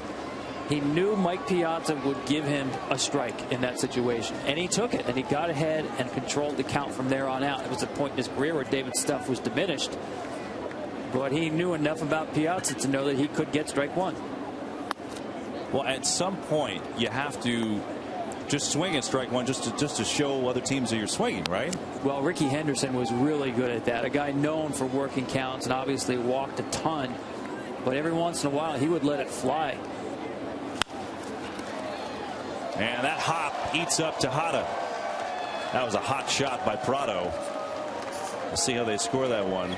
And by the way, to back up your theory, 5 of the 162 hits on first pitch. So yeah. That's a base hit all the way. The field got him right there, but you're right, the ball was hit very hard. But Martin Prado started the day 0 for 3, and he's going to end it with 3 hits. That's not bad. But anyway, you're talking about Ricky Henderson. Yeah, Ricky Henderson. I mean, he would once in a while just let it fly, and I'm talking about doing damage on first pitch. I'll give you another guy in today's game who's been compared to Ricky a lot, and that's Mike Trout. Very rarely swings at first pitch, but he will ambush you, especially second or third time against the pitcher in the game where he can sit on something. Generally, he's one of the guys who stays off first pitches, but just does it enough where you can't count on just sneaking that first pitch fastball by him. Well, Ricky would get some home runs by doing that too. 0-1 Jason Hayward.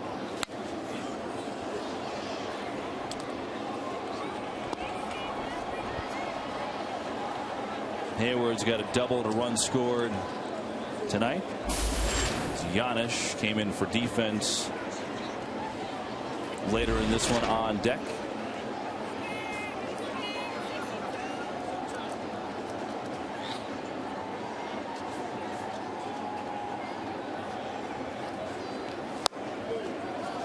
Just missed it, Ramirez, with the 95-mile-an-hour fastball.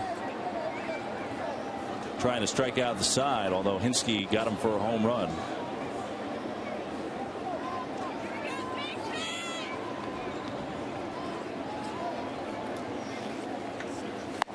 And Hayward goes down. So Ramirez strikes out the side, although the Braves do add to their lead. Try and finish it out. We come back.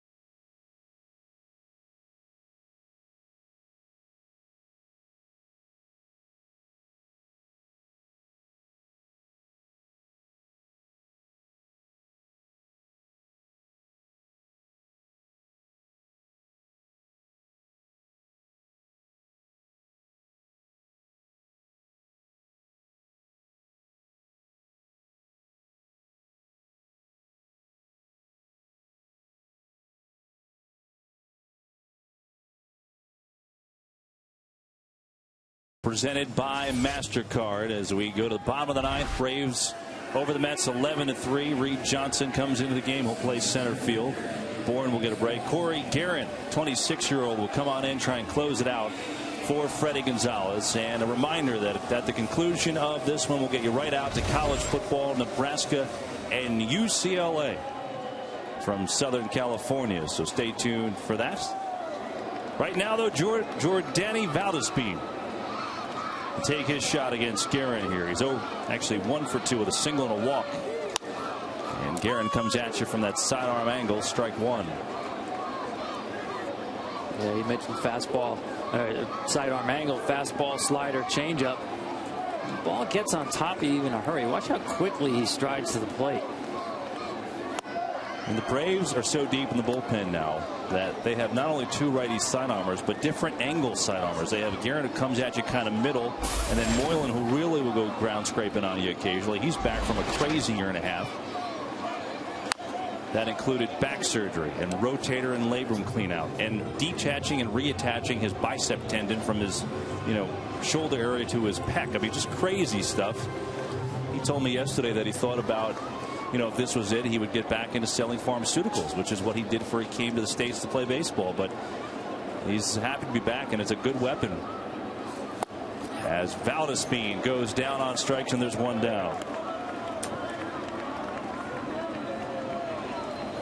Here is today's Burger King Smooth Player of the Game. It's Brian McCann, because he did that. I mean, come on. One base hit, but then it got better from there. The Oppo 2-run double, the 2-run home run. 4 RBI day, 4 hit day for Brian McCann, who has been slumping, but no more than that. Yeah, relief, happiness, and that's a big, big day for McCann and for the Braves to have their great catcher back at it on the offense. Here's the Mets catcher, Mike Nikias, with 1 down in the 9th.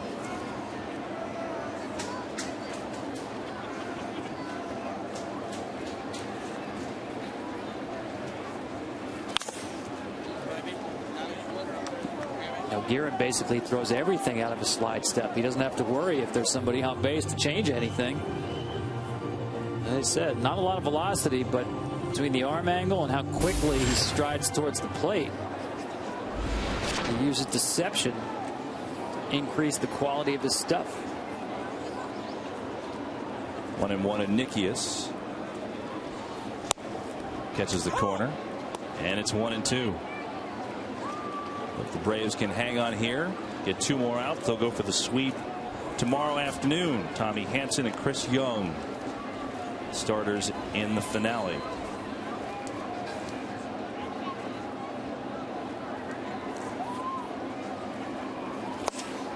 And Nikias down on strike. So 2 up, 2 struck out by Corey Guerin, and the Mets are down to their final out. Yeah, it's a tough task for a right-handed hitter. Not just the break on that pitch, but you saw the location, perfectly located. Started on the edge of the plate, wound up out of the zone. As Greg Maddux always said, key to pitching, make the balls look like strikes and the strikes look like balls. That was a ball that looked like a strike. Sedeno 1 for 2 with a home run. It's interesting, right? I mean, last year, the wild end of the baseball season with the final regular day, and both the Braves and Red Sox, losing out with big leads to the playoffs, and both those teams responding differently. Red Sox have had an awful year, and Chipper Jones said a while ago, back in May, to me that, hey, you know what? We've used that as motivation. That is not going to drag us down, and to this point, they've got more work to do, but he's been right. Sedeno chases, and the Mets are down to their final strike. Yeah, give general manager Frank Wren a lot of credit. Didn't want to reassess this team based on one bad month last year. Same staff, basically same roster, same group of players, same core.